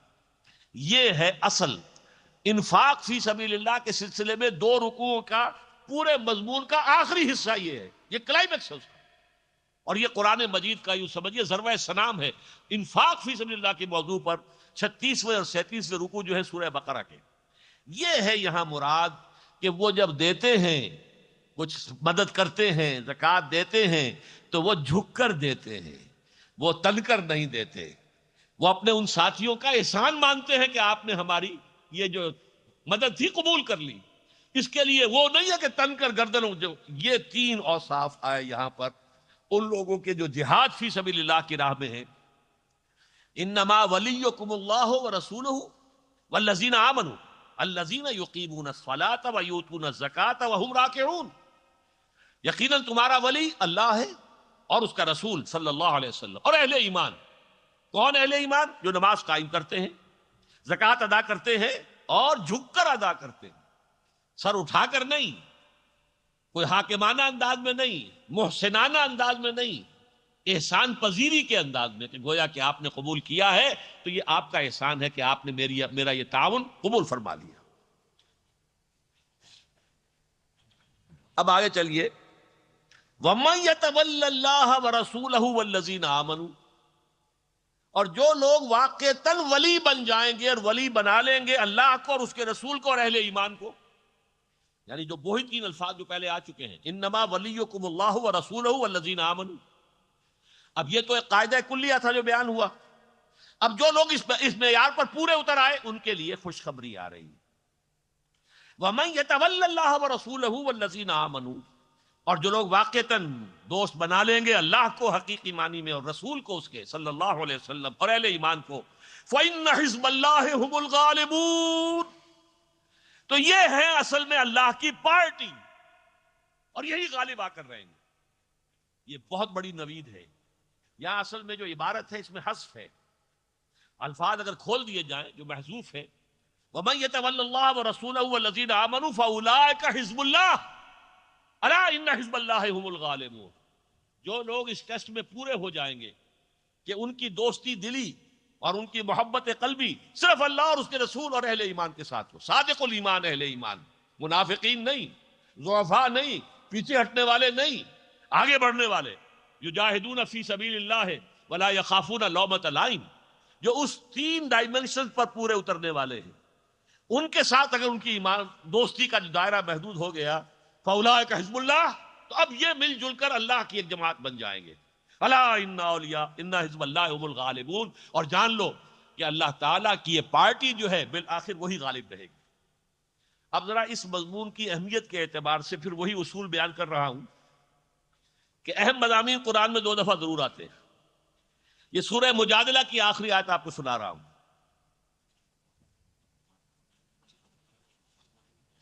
لا تجد قوما یؤمنون باللہ والیوم الآخر، تم ہرگز نہیں پاؤ گے ان لوگوں کو جو اللہ پر ایمان رکھتے ہوں اور یوم آخر پر ایمان رکھتے ہوں، یوادون من حاد اللہ، کہ وہ محبت کرتے ہیں ان سے جو اللہ کے دشمن ہوں.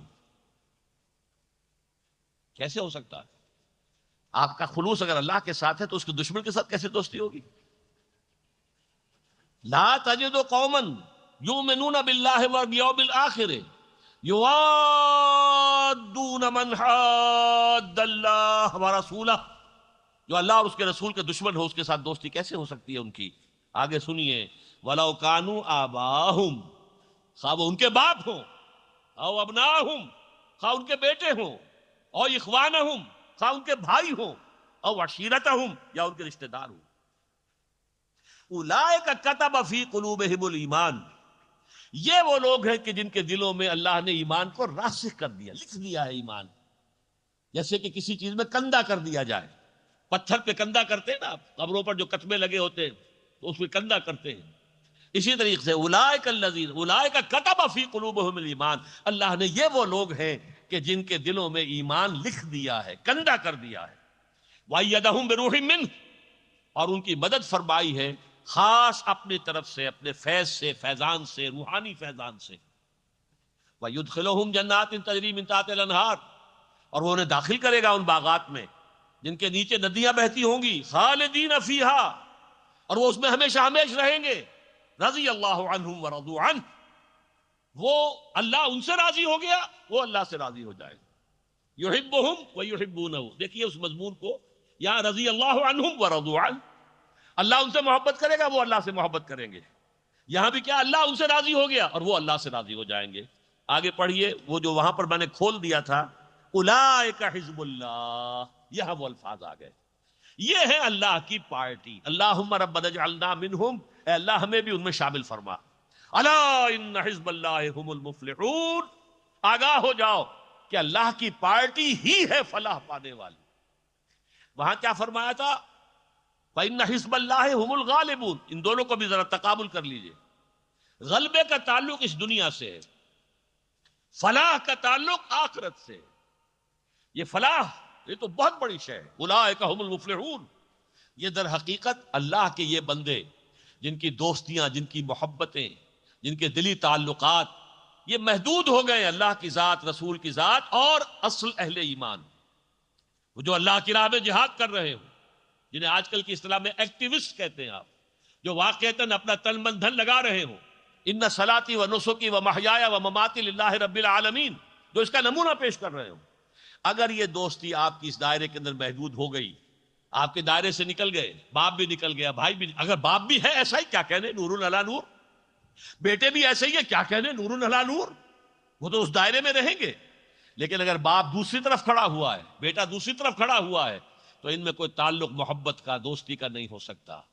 وَلَوْ كَانُوا آبَاءَهُمْ او ابناءہم او اخوانہم او عشیرتہم، چاہے باپ ہوں، بیٹے ہوں، بھائی ہوں، رشتہ دار ہوں، ایسے ہی لوگوں کے دلوں میں ایمان جو ہے وہ کھود دیا گیا ہے، کندہ کر دیا گیا ہے، لکھ دیا گیا ہے. اللہم ربنا اجعلنا منہم. اب ذرا آئیے، میں نے عرض کیا تھا کہ وہ جو 3 آیتیں ہیں اس رکوع کی پہلی، اس وقت کے حالات کے اعتبار سے اہم ترین. دیکھیے یہ اس رکوع کا چونکہ 3 آیتوں کا درس کا یہاں ساتھیوں نے اعلان کر دیا تھا، ورنہ میں شروع ہی یہاں سے کرتا، لیکن ہم نے یہ کیا ہے کہ جو آپ کے پاس جو چھپی ہوئی ہیں آیات، پہلے ان کا درس مکمل کر لیا ہے. اب دیکھیے 3 آیات یہ ہیں، یا ایھا الذین آمنوا لا تتخذوا اليہود والنصارى اولیاء بعضهم اولیاء بعض. اہل ایمان مت دوست بناؤ یہودیوں کو اور نصرانیوں کو، عیسائیوں کو، وہ خود ایک دوسرے کے دوست ہیں. یہاں ذرا غور کیجئے گا، یہ تاریخی اعتبار سے بڑی اہم بات آپ کو بتا رہا ہوں. جب میں نے پہلی مرتبہ یہ بات کہی تھی تو ہندوستان کے دینی رسالوں میں بھی اس کے اوپر بہت جو ہے تحسین کی گئی کہ یہ بات پہلی مرتبہ ڈاکٹر اسرار نے کہی. عام طور پر لوگ اجازت سے گزر جاتے ہیں. تاریخی حقیقت یہ ہے کہ جب قرآن نازل ہو رہا تھا ان کے درمیان دوستی نہیں تھی. عیسائیوں کی اور نصرانیوں کی شدید دشمنی تھی، عیسائیوں کی اور یہودیوں کی. یہودیوں نے تو حضرت مسیح کو سولی پر چڑھوایا، دوستی کیسے ہو جاتی؟ جنہیں وہ اپنا معبود مان رہے ہیں، خدا کا بیٹا مان رہے ہیں. تو ہسٹری میں تو بہت لمبی تاریخ موجود ہے کہ بڑی شدید دشمنی تھی، بہت شدید پرسیکیوشن. اصل میں یہ آج کے بارے میں پیشن گوئی ہے، آج کے اس دور کے بارے میں. پوٹینشلی تھی یہ، لیکن ایکچولی اب ہوئی ہے. جیسے آپ کہتے ہیں کہ آم کی گٹھلی میں آم کا پورا درخت ہے، پوٹینشلی پورا درخت کہاں ہے؟ آم کی گٹھلی میں موجود ہے، وہیں سے نکلا ہے نا. وہ 2 پتوں کی شکل میں نکلا، پھر بڑھا ہے، درخت بنا. آیا کہاں سے بھائی؟ سارا مواد اسی گٹھلی میں تھا. اسی طریقے سے وہ تھی تو صحیح، اپیرنٹ نہیں تھی، ظاہر نہیں تھی، بلکہ دشمنی تھی شدید. قرآن مجید میں آیا ہے ہم نے اغرینا بینہم العداوۃ والبغضاء، ہم نے ان کے درمیان بغض اور دشمنی پیدا کر دی ہے. تو ایک دوسرے کے دشمن سے. وقالت الیہود لیست النصارى علی شیء وقالت النصارى لیست الیہود علی شیء وهم یتلون الکتاب. سورہ بقرہ کی آیت ہے کہ نہیں؟ یہودی کہتے ہیں نصارہ کی کوئی حقیقت نہیں، نصارہ کہتے ہیں کہ یہودیوں کی کوئی حقیقت نہیں. تو یہ تو ان کے درمیان تو بڑی سخت دشمنی تھی. یہ اصحاب الاخدود کون تھے؟ یہودی بادشاہ یمن کا، کچھ عرصے کے لیے یہودیوں کی حکومت قائم ہو گئی تھی یمن میں، ذو نواس. اس نے حضرت عیسیٰ کے پیروکاروں کو زندہ جلایا تھا. اصحاب الاخدود. والسماء ذات البروج والیوم الموعود وشاہد ومشہود کتب اصحاب الاخدود النار ذات الوقود اذ هم علیہا قعود وهم علی ما یفعلون بالمؤمنین شہود. ہزاروں عیسائیوں کو اس شخص نے زندہ جو ہے کھائی بنا کر آگ کی اس میں جلایا، یہودی نے. تو یہودیوں اور عیسائیوں کے درمیان ہرگز دوستی اس وقت نہیں تھی جب یہ آیت نازل ہوئی. پوٹینشل دوستی تھی اندر، لیکن باہر ایکچوئل دشمنی تھی. یہ ہوا ہے. یہ کل مجھے تقریر جو کرنی ہے اس میں اس کی پوری تفصیل آپ کے سامنے رکھوں گا کہ کس طریقے سے، کن ہتھ کنڈوں سے، کن چال بازیوں سے، کن سازشوں سے پھر یہودیوں نے آج جو شکل بن چکی ہے، یہ صرف دوستی کی نہیں ہے، بلکہ پورا عالم عیسائیت یہودیوں کے پنجے میں آ چکا ہے، گرفت میں. وہ یہودیوں کے تابع ہیں اب. جیسے علامہ اقبال جو ہے 1905 سے 1908 تک رہے تھے یورپ میں، جرمنی میں رہے اور انگلستان میں رہے، اور وہاں انہوں نے دیکھا جو کچھ. فرنگ کی رگے جاں پنجہ یہود میں ہے. یہ پنجہ یہود میں آج پورا عالم عیسائیت آ چکا ہے. ان کے درمیان شدید گہرا جو ہے وہ معاونت ایک دوسرے کے ساتھ، اور اسی کے بل پر یہ اسرائیل قائم ہوا ہے. کیا یہودیوں کا باپ بھی قائم کر سکتا تھا اسرائیل؟ یہ تو جو آپ کو معلوم ہے یونائٹڈ نیشن نے بنا کر دیا ہے. پہلا وہ تھا لیگ آف نیشنز، اس نے بنا کر بالفور ڈیکلریشن جو ہے اس کے تحت ان کو آباد ہونے کی اجازت دی گئی. یہ تفسیر مجھے کل جو ہے، میرا خطاب اسی موضوع پر ہے. انسانیت کے اصل دشمن کون ہے؟ کون سیاہی گھول رہا ہے وقت کے بہتے دریا میں؟ یہ ساری خباثتیں جو تاریخ انسانی میں آ رہی، کہاں سے آ رہی؟ اس کی الٹیمیٹ سورس کیا ہے؟ یہ مجھے موضوع ہے کل کا. آپ نے اگر اخبار میں اشتہار بھی دیکھ لیا ہو تو وہاں تفصیل سے بیان کروں گا. یہ آج کے لیے آئے تھے جو قرآن میں اتری. اس وقت ان کی دوستی ہے، اس وقت گٹھ جوڑ مکمل، بلکہ یہودی جو ہے وہ ان کے اوپر قابو یافتہ ہے. بعضهم اولیاء بعض. اب دیکھیے حضور کے زمانے میں یہودیوں کا طرز عمل کچھ اور تھا، عیسائیوں کا طرز عمل کچھ اور تھا. یہودی بدترین دشمن تھے، بدترین دشمن، اور نصارہ مسلمانوں کے ساتھی تھے. اسی سورہ مائدہ میں آیت موجود ہے، لَتَجِدَنَّ أَشَدَّ النَّاسِ عَدَاوَةً لِلَّذِينَ آمَنُوا الْيَهُودَ وَالَّذِينَ أَشْرَكُوا. تم یہ دیکھو گے کہ اہل ایمان کے بدترین دشمن تو یا تو مشرکین ہیں اور یا یہودی ہیں، اور دوسری طرف جو اشد مودۃً، جو محبت والے ہیں، والذین قالوا انا نصارى، یہ وہ لوگ ہیں جو کہتے ہیں کہ ہم نصارہ ہیں. میں وہ آپ کو سنا ہی دوں آیات، اس وقت مجھے مستحضر نہیں ہے.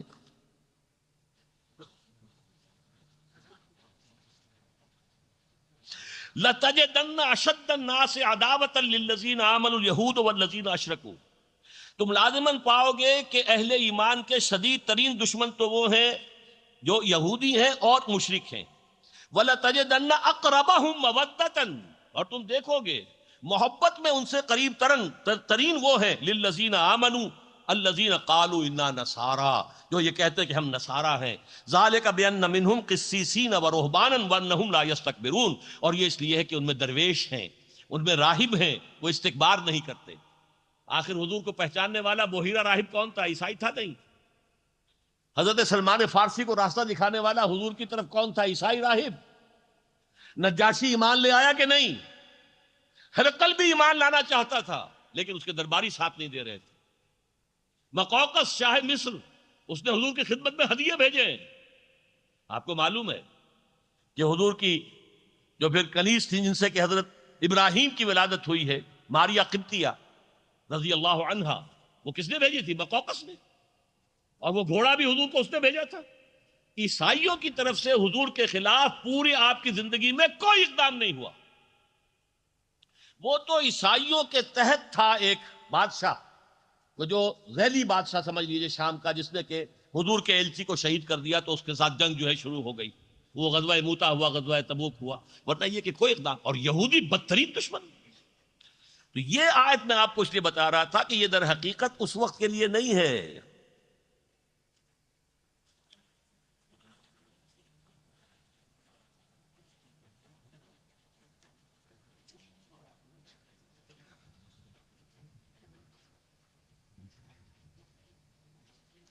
یا ایھا الذین آمنوا لا تتخذوا اليہود والنصارى اولیاء، میں پھر ڈنکے کی چوٹ کہہ رہا ہوں، یہ آج کے لیے ہی آیت قرآن مجید میں نازل ہوئی، اس لیے کہ قرآن مجید کے بارے میں حضور نے جو بیان فرمایا، دیکھیے مجھے وہ حدیث پیاری یاد آ گئی۔ حضرت علی راوی فرماتے ہیں حضور نے ارشاد فرمایا انہا ستکون فتنۃ، ان قریب ایک بہت بڑا فتنہ رونما ہوگا۔ حضرت علی فرماتے ہیں کہ میں نے عرض کیا فقلت مل مخرج منہا یا رسول اللہ، اے اللہ کے رسول یہ فرمائیے اس سے نکلنے کا راستہ کون سا ہوگا؟ اس موقع پر رہا نہیں جاتا، بے شمار مرتبہ میں پہلے بھی کہہ چکا ہوں، لیکن توجہ دلائے بغیر نہیں گزر سکتا یہاں سے کہ دیکھیے ہم اگر ہوتے تو کیا پوچھتے؟ یہ فتنہ کب آئے گا، کیوں آئے گا، کہاں سے آئے گا، کدھر سے آئے گا، کیا ہوگا، یہ پوچھتے نا۔ حالانکہ ان تمام سوالوں کا جواب علم ہے، علمی معلومات حاصل ہو گئی۔ عملی اعتبار سے کیا تھا؟ نجات کون سی ہوگی، نکلیں گے کیسے؟ وہ ایگزٹ جو لکھا ہوا ہوتا ہے ہال کے دروازوں کے اوپر لال، کہ اگر کہیں کچھ اندر ہو جائے، دھماکہ ہو جائے تو بھاگو ان دروازوں کی طرف، وہ ایگزٹ، وہ ہے مخرج۔ مخرج لکھتے ہیں عرب ممالک میں، اسی ایگزٹ کی جگہ پر مخرج لکھا ہوتا ہے۔ مل مخرج منہا یا رسول اللہ، اے اللہ کے رسول اس سے نکلنے کا راستہ کون سا ہوگا؟ اب فرمایا آپ نے کتاب اللہ فیہ خبر ما قبلکم ونبأ ما بعدکم وحکم ما بینکم، یہ کتاب اللہ ہے جو ہر فتنے سے تمہیں بچا سکتی ہے۔ اس میں تم سے پہلے لوگ جو گزر چکے ہیں ان کے حالات بھی ہیں، تمہارے بعد جو کچھ ہونے والا ہے اس کا تذکرہ بھی ہے، اور جو بھی اختلافات تمہارے پوری تاریخ میں رونما ہو گئے ان سب کا حل موجود ہے۔ بڑی طویل حدیث ہے، میں اس وقت اس کی پوری تفصیل میں نہیں جا سکتا۔ یہ تو یوں سمجھیے مدح قرآن بصاحب قرآن، صاحب قرآن محمد صلی اللہ علیہ وسلم آپ پر نازل ہوا ہے، انہوں نے مدح فرمائی ہے قرآن کی، وہ بڑی طویل حدیث۔ بہرحال بھائی اس آیت کی طرف، یا ایھا الذین آمنوا لا تتخذوا اليہود والنصارى اولیاء بعضهم اولیاء بعض ومن یتولہم منکم فانہ منہم، میں پہلے بیان کر چکا ہوں، یہ سخت ترین فتویٰ ہے۔ جو کوئی تم میں سے انہیں دوست بنائے گا اور ان کو حمایتی بنائے گا، ڈالروں کی بوچھار کروائے گا اپنے اوپر، وہ انہی میں سے ہے، وہ پھر امت مسلمہ کا فرد نہیں ہے۔ یہ سخت ترین آیت ہے آج کے حالات میں۔ ہم نے کیا کیا ہے؟ طالبان حکومت کو سپورٹ کرنے والے ہم، بنوانے میں ان کا ہمارا ہاتھ، ہم نے ریکگنائز کیا، مسلسل ساتھ دیا۔ آزمائش کی گھڑی آئی تو پتاشے کی طرح بیٹھ گئے۔ آج یہ امریکہ اور برطانیہ آج ان کے سامنے کھڑے ہو گئے، کن کے خلاف؟ جنہوں نے اللہ کا دین قائم کیا ہے، جنہوں نے شریعت کو نافذ کیا ہے، جنہوں نے 90-95% علاقے میں امن و امان قائم کیا ہے، ان کے خلاف کس کے ساتھ ہاتھ ملا رہے ہیں، کس سے دوستی کر رہے ہیں؟ یہ ہے ہمارا طرز عمل آج کا، اور سب جان لیجئے ہم سب اس میں شریک ہیں پھر، اس لیے کہ جب ہماری حکومت کر رہی ہے تو ہم شریک ہیں۔ ہماری بھی طرف سے گویا کہ اس کے لیے امپلائڈ جو ہے وہ رضامندی داخل ہے، موجود ہے، کمٹمنٹ ہے ہماری، یہ ہمارے اوپر فتویٰ لگ رہا ہے۔ وَمَن يَتَوَلَّهُم مِّنكُمْ فَإِنَّهُ مِنْهُمْ، جو کوئی بھی تم میں سے ان کو دوست بنائے گا اور پشت پناہ بنائے گا اور حامی بنائے گا اور مددگار بنائے گا، وہ انہی میں سے شمار ہوگا۔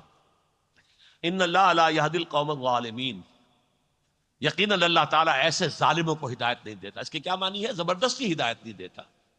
ظالم ظلم سے باز آ جائے، توبہ کرے، اللہ ہدایت دے گا۔ فاسق فاجر فسق و فجور کو چھوڑ دے، توبہ کرے، اللہ ہدایت دے گا۔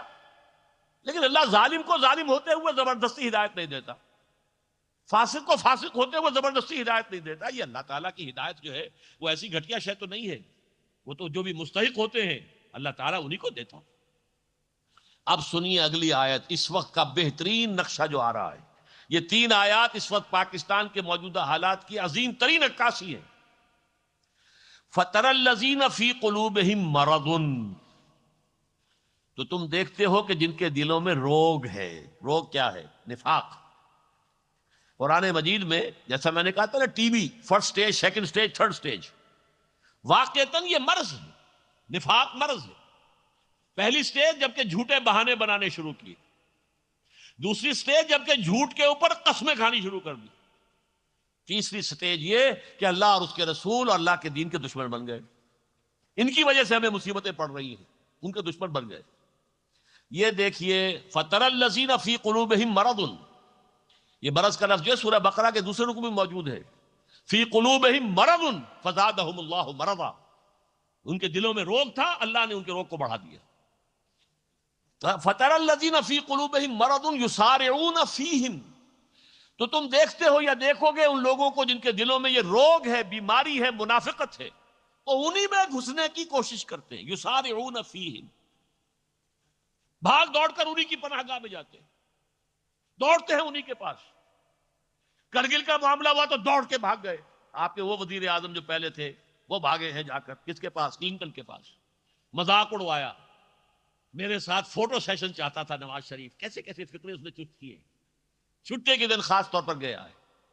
یہ ہے ہمارا وقار، یہ ہے ہماری عزت۔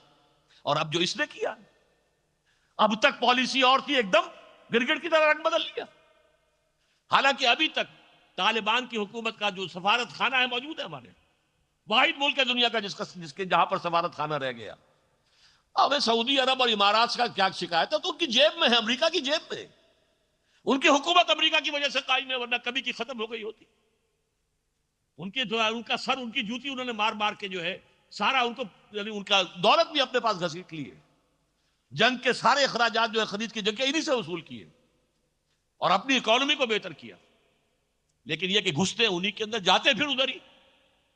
فَتَرَى الَّذِينَ فِي قُلُوبِهِم مَّرَضٌ يُسَارِعُونَ فِيهِمْ يَقُولُونَ نَخْشَىٰ أَن نُّصِيبَنَا دَائِرَةٌ، کہتے کیا ہیں؟ ہمیں اندیشہ ہے کہ کوئی بہت بڑی مصیبت ہم پر آ جائے۔ بتائیے 100% یہ اس وقت کی پوزیشن نہیں ہے۔ یہ وہ الفاظ تھے جو میں کہہ کے آیا تھا مشرف صاحب سے، رو در رو، کیونکہ انہوں نے جب بلانے شروع کیے تھے کچھ گروپس کی شکل میں تو میں حیران ہوا، مجھے کیسے یاد فرما لیا، اور وہ بھی علماء اور مشائخ کی محفل میں۔ میں نہ علماء میں سے، نہ مشائخ میں سے، نہ 3 میں، نہ 13 میں۔ اس سے پہلے آگرہ جاتے ہوئے انہوں نے علماء اور مشائخ کو یاد فرمایا تھا تو مجھے یاد نہیں کیا تھا۔ اس مرتبہ اللہ نے بات کہلوانی تھی، ڈنکے کی چوٹ کہہ کر آیا۔ اگر آپ نے ساتھ دیا ٹھیک ہے، جو آپ میزانیہ نفع و نقصان رکھ رہے ہیں ہمارے سامنے، ساتھ دینے میں یہ فائدے ہیں، اور ساتھ نہیں دیں گے یہ اندیشے، یہ نقصانات ہیں۔ میں نے کہا کہ پرویز صاحب، اگر تو معاملہ صرف مادیات کا ہو اور صرف فوری نتائج پیش نظر ہو تو آپ کا یہ فورن اگینسٹ کا جو ٹیبل ہے، یہ میزانیہ نفع و نقصان 100% درست ہے۔ لیکن اگر مادیات سے اوپر اخلاقیات کا بھی کوئی دائرہ ہے، عدل و انصاف کے بھی کوئی تقاضے ہیں، غیرت و حریت کے بھی کوئی تقاضے ہیں، غیرت اور حمیت کے، اور اس سے بھی اوپر اللہ کے دین کے بھی کوئی تقاضے ہیں، تو آپ کی یہ بات 100% غلط ہے۔ اور میں آپ سے صاف کہتا ہوں، اگر آپ نے ساتھ دیا تو آپ عدل اور انصاف کے مسلمہ اصولوں سے غداری کریں گے۔ یہ لفظ میں نے استعمال کیا، بہت زور دے کر کہے، اور آپ غیرت اور حمیت کا جنازہ نکال دیں. اور یہ بھی میں آپ کو بتا دوں کہ یہ فوری طور پر تو شاید امریکہ کی چھتری کے نیچے آ کر کچھ آپ کو سہولتیں حاصل ہو جائیں، لیکن اگلا ٹارگٹ آپ ہیں، لازمن ہے. یہ جو کچھ ہو رہا ہے یہ کوئی معمولی بات نہیں ہے. یہ کل مجھے تقریر کرنی ہے مفصل. اصل میں کون کروا رہا ہے، یہ کردار کون ہے، کون سیاہی گھول رہا ہے وقت کے بہتے دریا میں، یہ کل بیان کرنا ہے. لیکن یہ ہے کہ ان کا ٹارگٹ آپ کا ایٹمک پروگرام اور آپ کا جہاد، یہ جو کشمیر میں آپ جہاد لیے پھرتے ہیں، یہ آپ کا سیکنڈ ٹارگٹ ہے. اور اگر ڈی سٹیبلائز ہو گیا پاکستان تو شاید پاکستان کا خاتمہ ہی ہو جائے. یہ صورت ہے. اور تیسری بات میں نے یہ بھی کہی تھی آخری، کہ مجھے اندیشہ ہے پاکستان میں خانہ جنگی شروع ہو جائے گی، اس لیے کہ عوام میں غیرت ہے، دینی جماعتوں کے اندر غیرت اور حمیت ہے. چاہے یہ کہ افسوس ہے وہ جماعتیں ایک پلیٹ فارم پر آ گئی تھی. دفاع افغانستان کونسل بنی تھی 10 جنوری کو اس سال کے، جب سینکشنز لگے تھے، اس میں سب جماعتیں تھیں، JUI دونوں تھیں اور جماعت اسلامی بھی تھی. ہم بھی، ہماری جماعت چھوٹی، ہم بھی شامل تھے، اور بھی جماعتیں تھیں، اہل حدیث بھی تھے. لیکن یہ کہ اس کے بعد اب ایسا ہوا کہ چند جلسے تو اس دفاع کونسل کے تحت ہوئے ہیں. لاہور میں ہوا ہے، اس میں بھی میں شریک ہوا. پشاور میں ہوا، وہاں پہ حالانکہ میرے اوپر پابندی لگائی گئی تھی داخلے کی، لیکن چونکہ مجھے علم نہیں تھا، میں تو چلا گیا تھا ایک رات پہلے، اور اخبار میں نے پڑھا پابندی ہے. میں نے کہا پابندی داخلے کی تھی، وہ تو ہو گئی، وہ تو میرے اطلاع میں آئی نہیں.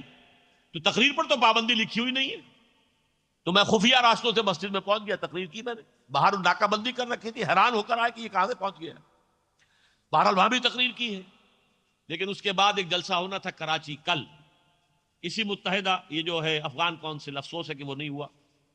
اس کے بجائے مولانا فضل الرحمان صاحب نے کوئٹے میں کیا، بہت بڑا کیا، اس میں کوئی شک نہیں. جماعت اسلامی نے آج ملتان میں کیا ہے، بہت بڑا کیا ہے، اچھا ہے. اور فضل الرحمان صاحب نے آج کیا ہے، پھر وہاں پنڈی میں کل کیا تھا غالباً، اور آج پشاور میں کیا ہے. جماعت اسلامی جلسہ کر رہی ہے، شاید 12 تاریخ کو جو جمعہ آ رہا. چلیں علیحدہ ہی صحیح، لیکن دینی جماعتیں اس کام میں از خود جمع ہو رہی ہیں. اللہ کرے کہ یہ جماعتیں جمع ہو کر پہلے اس ملک میں اسلام نافذ کروائیں. جب تک یہ منزل درست نہیں ہوگی، جب تک یہ انقلاب یہاں نہیں آتا، تو ظاہر بات ہے مشرف ہٹ بھی گیا. قاضی حسین احمد صاحب نے کہا ہے مشرف صاحب آپ کی حکومت ختم کر دیں گے تو کوئی اور آ جائے گا، اس سے کیا فائدہ ہو. نظام لاؤ، نظام بدلو، متحد ہو جاؤ، جمع ہو جاؤ، اور یہ پاور پالیٹکس کو چھوڑو، نکلو میدان میں آؤ اللہ کے دین کے لیے کہ نافذ کرو یہاں پہ اسلام. اور پھر یہ کہ افغانستان جہاں شریعت اسلامی نافذ ہوئی اور پاکستان یہاں بھی شریعت نافذ ہو، تبھی تو جوڑ بیٹھے گا نا. ورنہ ہمارا سیکولر نظام، ہماری ٹی وی، ہمارا ریڈیو دیکھیں، وہ تو کوئی اسلام کا نقشہ تو نہیں ہے، تو اس حوالے سے کیسے جوڑ ملے گا. حالانکہ میں نے تو بہت پہلے کہا تھا کہ پاکستان اور افغانستان کا جو ہے کانفیڈریشن قائم ہونا چاہیے، لیکن اس کا من درچے خیال ہے، مفلک درچے خیال. میں کیا سوچ رہا تھا، ہو کیا گیا ہے. تو میں نے کہا تھا، لکھا تھا ایک مضمون میں، friend is in need is a friend indeed. ارے مشکل وقت میں آگے پیچھے ہٹ گئے، غیرت کے خلاف، یہ حمیت کے خلاف. یہ غیرت نام تھا جس کا، گئی تیمور کے گھر سے. دیکھیے وہی الفاظ ہیں، یسارعون فیہم، گھسے جا رہے ہیں انہی کے اندر. یقولون نخشی ان تصیبنا دائرہ، ہمیں ڈر ہے بہت بڑی مصیبت آ جائے گی، ہمارا ایٹمک جو صلاحیت ہے وہ ختم کر دی جائے گی، ہمارا جہاد کشمیر ختم کر دیا جائے گا، ڈسٹیبلائز ہو جائیں گے، ہمیں مفلوق الحال بنا دیا جائے گا، ہمارا بائیکاٹ ہو جائے گا، ہمارے اوپر اور سینکشن لگ جائیں گے. میں نے کہا تھا یہ ٹھیک ہے، آپ جو کہہ رہے ہیں غلط نہیں کہہ رہے، آپ جو کہہ رہے ہیں ٹھیک کہہ رہے ہیں، اور ان کا ساتھ دینے میں ٹھیک ہے، حلوہ ہے. آ رہے ہیں اتنے کروڑ ڈالر ادھر سے آ رہے ہیں، اتنے کروڑ ادھر سے آ رہے ہیں، اتنے کروڑ شیڈیول ہو گئے، اتنا یہ ہو گیا، فلاں سینکشن اٹھ گئی، فور اور اٹھ رہی ہیں، یہ سب کچھ ہوگا. کفر کا ساتھ دیں گے تو یہ ہوگا. دودھ ملائی آپ لے لیجئے، لیکن کب تک؟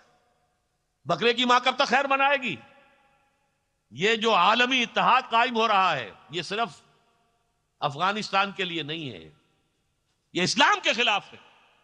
وہ جو کہہ رہے ہیں 10 سالہ جنگ چلے گی، افغانستان بیچارہ کیا ہے، چڑیا، باز کی اور چڑیا کی جنگ ہو رہی ہے. یہ تو اللہ تعالیٰ چاہے جو اور کر دے. وہ چڑیوں کے ذریعے سے ہاتھیوں والوں کو جو ہے شکست دے دی تھی اس نے.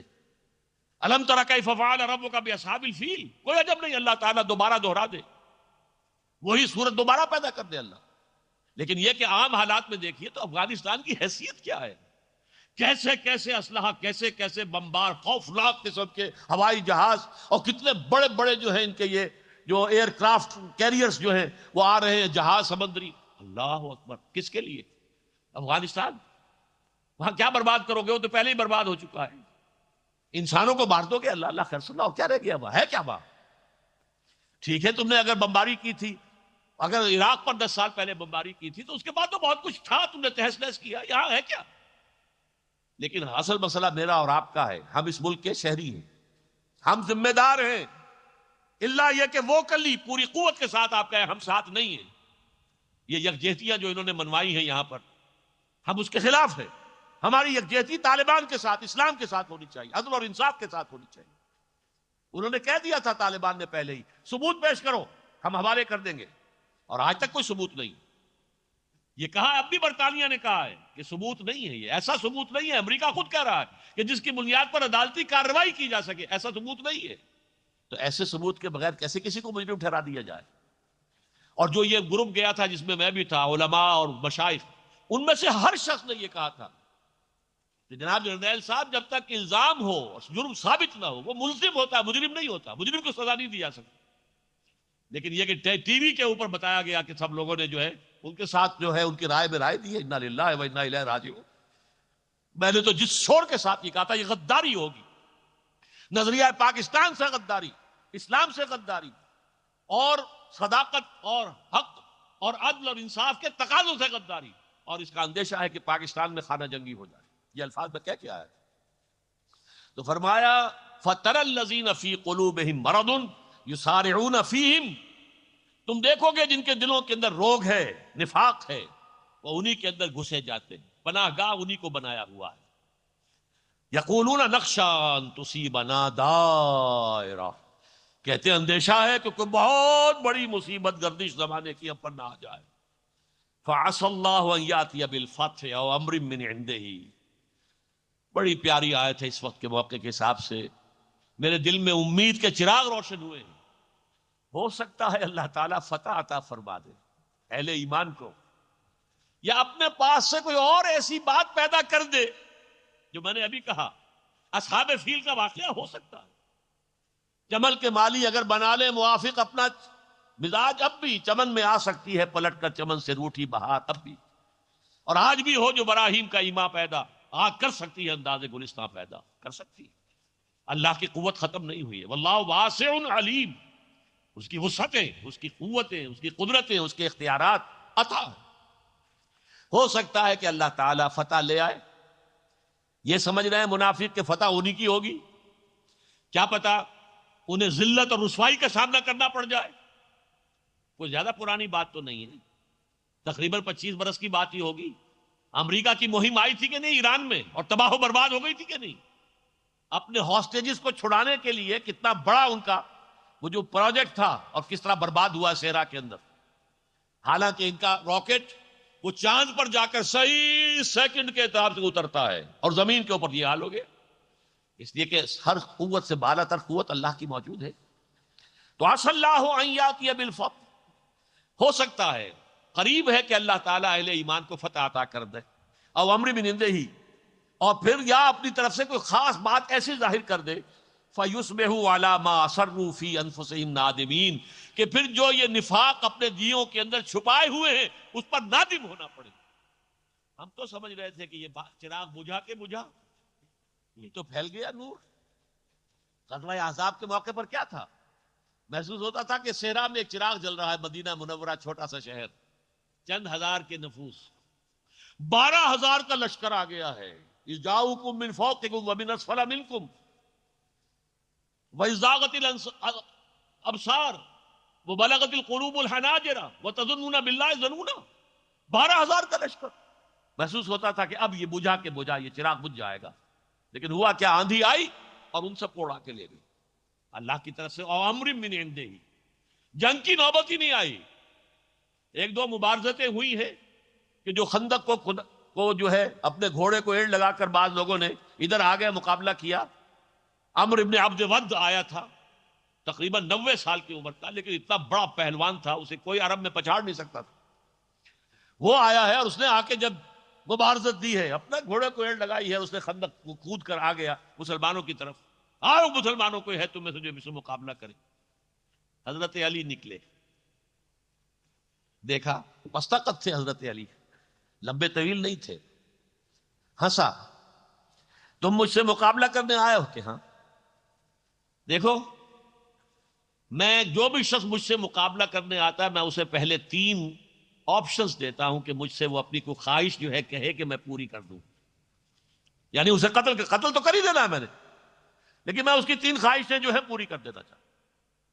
کہو. فرمایا میری پہلی خواہش ہے تو مسلمان ہو جا. چلے. دوسری خواہش ہے اچھا تو میدان جنگ چھوڑ کے واپس چلا جا. نہیں. تیسری خواہش آ پھر مقابلہ کر. اب ہنسا، وہ ٹھٹا لگا، او دنیا میں کوئی ایسا شخص بھی ہے جو عمرو ابن عبد ود کے ساتھ مقابلہ کرنا چاہتا ہے؟ لیکن حضرت علی نے واسل جہنم کیا اسے. تو یہ معاملہ جو اللہ تعالیٰ کی طرف سے کوئی چیز آ سکتی ہے، اب بھی آ سکتی ہے، آج بھی ہو جو براہیم کا ایما پیدا آ کر سکتی ہے انداز گلستہ پیدا. تو پھر کیا ہوگا؟ یہ اپنے دل ہی دل میں شرمندہ ہوں گے. وَأَسَرُّوا فِي أَنفُسِهِمْ نَادِمِينَ، کہ یہ ہم تو نفاق کی وجہ سے سمجھ رہے تھے کہ یہ چراغ اب بجھ جائے گا، یہ محمد اور اس کے ساتھی ختم ہو جائیں گے صلی اللہ علیہ وسلم، اسی لیے کافروں کے ساتھ دوستیاں نبھا کر رکھو، محفوظ کر کے رکھو، بچا بچا کے رکھو، آڑے وقت میں کام آئیں گی کہ دیکھو بھائی ہم تمہارا اب ساتھ دیتے رہے تھے لہذا ہمارا کچھ خیال کر لو، اب ہم تمہارے ساتھی تھے اسی لیے کرتے تھے. وَيَقُولُ الَّذِينَ آمَنُوا، اور اس وقت اہل ایمان کہیں گے، أَهَٰؤُلَاءِ الَّذِينَ أَقْسَمُوا بِاللَّهِ جَهْدَ أَيْمَانِهِمْ، کیا یہ ہے وہ لوگ جو اپنی پوری ہمت اور ارادے کے ساتھ اللہ کی قسمیں کھایا کرتے تھے کہ انہم لمعکم، کہ وہ ہمارے ساتھ ہیں. یہ بدماش ایسے تھے، یہ اندر سے جو ہے کفار کے ساتھ ملے ہوئے تھے، ان کا یہ دوغلا پن تھا. حبطت اعمالہم فاصبحوا خاسرین، ان کے تمام اعمال حبط ہو جائیں گے، بلکہ ہو گئے. یعنی کون سے اعمال؟ منافقین مدینہ نمازیں تو حضور کے پیچھے پڑھتے تھے کہ نہیں، بلکہ جو رئیس المنافقین تھا عبداللہ ابن ابی، وہ اپنی چودراہٹ ظاہر کرنے کے لیے جب حضور جمعے کا خطبہ دینے کے لیے کھڑے ہوتے تھے پہلے خود کھڑا ہوتا تھا، خزرج کا سردار تھا، اور خزرج جو ہے وہ 3 گنا قبیلہ تھا اوس کے مقابلے میں. حضور نے بیعت عقبہ ثانیہ کے بعد جو 12 نقیب بنائے تھے ان میں سے 9 خزرج کے تھے، 3 اوس کے تھے، اور اس شخص کو بادشاہ بنانے کا فیصلہ ہو چکا تھا، تاج تیار ہو چکا تھا کہ حضور تشریف لے آئے بے تاج بادشاہ. اس کا خواب دھرا رہ گیا، لہذا یہ اول روز سے منافق تھا، فوراً ایمان بھی نہیں لایا، یہ غزوہ بدر کے بعد ایمان لایا. لہذا یہ وہ شخص ہے کہ جو پہلے کھڑا ہوتا تھا، لوگوں دیکھو یہ اللہ کے رسول ہیں، ان کی بات توجہ سے سنو. اذا جاءك المنافقون قالوا نشهد انك لرسول الله والله يعلم انك لرسوله والله يشهد ان المنافقين لكاذبون. اے نبی جب یہ منافق آپ کے پاس آتے ہیں اور کہتے ہیں ہم گواہی دیتے ہیں کہ آپ اللہ کے رسول ہیں، اور اللہ سے بڑھ کر اور کون جانتا ہے کہ آپ اس کے رسول ہیں، لیکن اللہ گواہی دے رہا ہے کہ جھوٹ بول رہے ہیں، ان کے دل میں یہ بات نہیں ہے، ان کے دل میں یہ نہیں ہے، یہ جھوٹ بول رہے ہیں. تو وہ لوگ تھے کہ یہ لوگ ہم انہیں کیا سمجھتے تھے؟ ظاہر بات ہے کہ مسلمان وہ تو حسن ظن سے کام لیتا. اچھا بھائی یہ لوگ کہہ رہے ہیں کہ عذر ہے، عذر ہوگا، چھوڑو ان کا معاملہ اللہ کے حوالے. وہ تو حسن ظن سے کام لیتے تھے، تو اس وقت حیران ہوں گے اور کہیں گے جب وہ پردہ چاک ہوگا ان کے نفاق کا، وَيَقُولُ الَّذِينَ آمَنُوا أَهَٰؤُلَاءِ الَّذِينَ أَقْسَمُوا بِاللَّهِ جَهْدَ أَيْمَانِهِمْ إِنَّهُمْ لَمَعَكُمْ. یہ وہ لوگ ہیں، یہ ان کے کردار، یہ ان کے کرتوت. حبطت اعمالہم، ان کے سارے اعمال اکارت ہو گئے. نمازیں گئیں، روزے گئے، کوئی مجبوراً کو صدقے دیے تھے وہ بھی گئے، کہتے تھے مال لے لو جان بچاؤ، یہ ہم آپ کے ساتھ مالی تعاون کر دیتے ہیں، ہمیں جنگ میں جانے سے جو ہے ایگزمپشن دے دو، یہ سارا مجبوری کا. لیکن یہ کہ وہ سارے ان کے اعمال اکارت ہو گئے، فاصبحوا خاسرین، اور وہ ہو گئے خسارہ پانے والوں میں. ان 3 آیتوں کے پس منظر میں وہ آیتیں تھیں، یا ایھا الذین آمنوا من یرتد منکم عن دینہ. اے اہل ایمان، اب انہیں گویا کہ جھنجھوڑا جا رہا ہے کہ منافق ہو لیکن ہو تو مسلمان ہونے کا دعویٰ تو کر رہے ہو، خدا کے لیے سوچو، اپنے غریبانوں میں جھانکو کیا کون سا راستہ تم نے اختیار کیا ہے؟ من یرتد منکم عن دینہ، جو کوئی تم میں سے دین سے اپنے دین سے پسپائی اختیار کرے گا، فسوف یاتی اللہ بقوم، تو ان قریب اللہ ایسے لوگوں کو لے آئے گا، یحبہم، جن سے وہ محبت کرے گا، یحبونہ، وہ اس سے محبت کریں گے، اذلۃ علی المؤمنین، اہل ایمان کے حق میں نہایت نرم، رؤوف الرحیم، عزت علی الکافرین، اہل کفر پر بھاری سخت، فولاد ہے مومن، یجاہدون فی سبیل اللہ، اللہ کی راہ میں جہاد کریں گے، ولا یخافون لومۃ لائم، اور کسی ملامت کرنے والے کی ملامت کی پرواہ نہیں کریں گے، ذالک فضل اللہ یؤتیہ من یشاء، یہ اللہ کا فضل ہے، وہ دیتا ہے جسے چاہتا ہے، اللہم اجعلنا منہم، اللہم اجعلنا منہم، واللہ واسع علیم، انما ولیکم اللہ ورسولہ والذین آمنوا الذین یقیمون الصلاۃ ویؤتون الزکاۃ وہم راکعون، ومن یتول اللہ ورسولہ والذین آمنوا فإن حزب اللہ هم الغالبون، اللہم ربنا اجعلنا منہم، آمین یا رب العالمین۔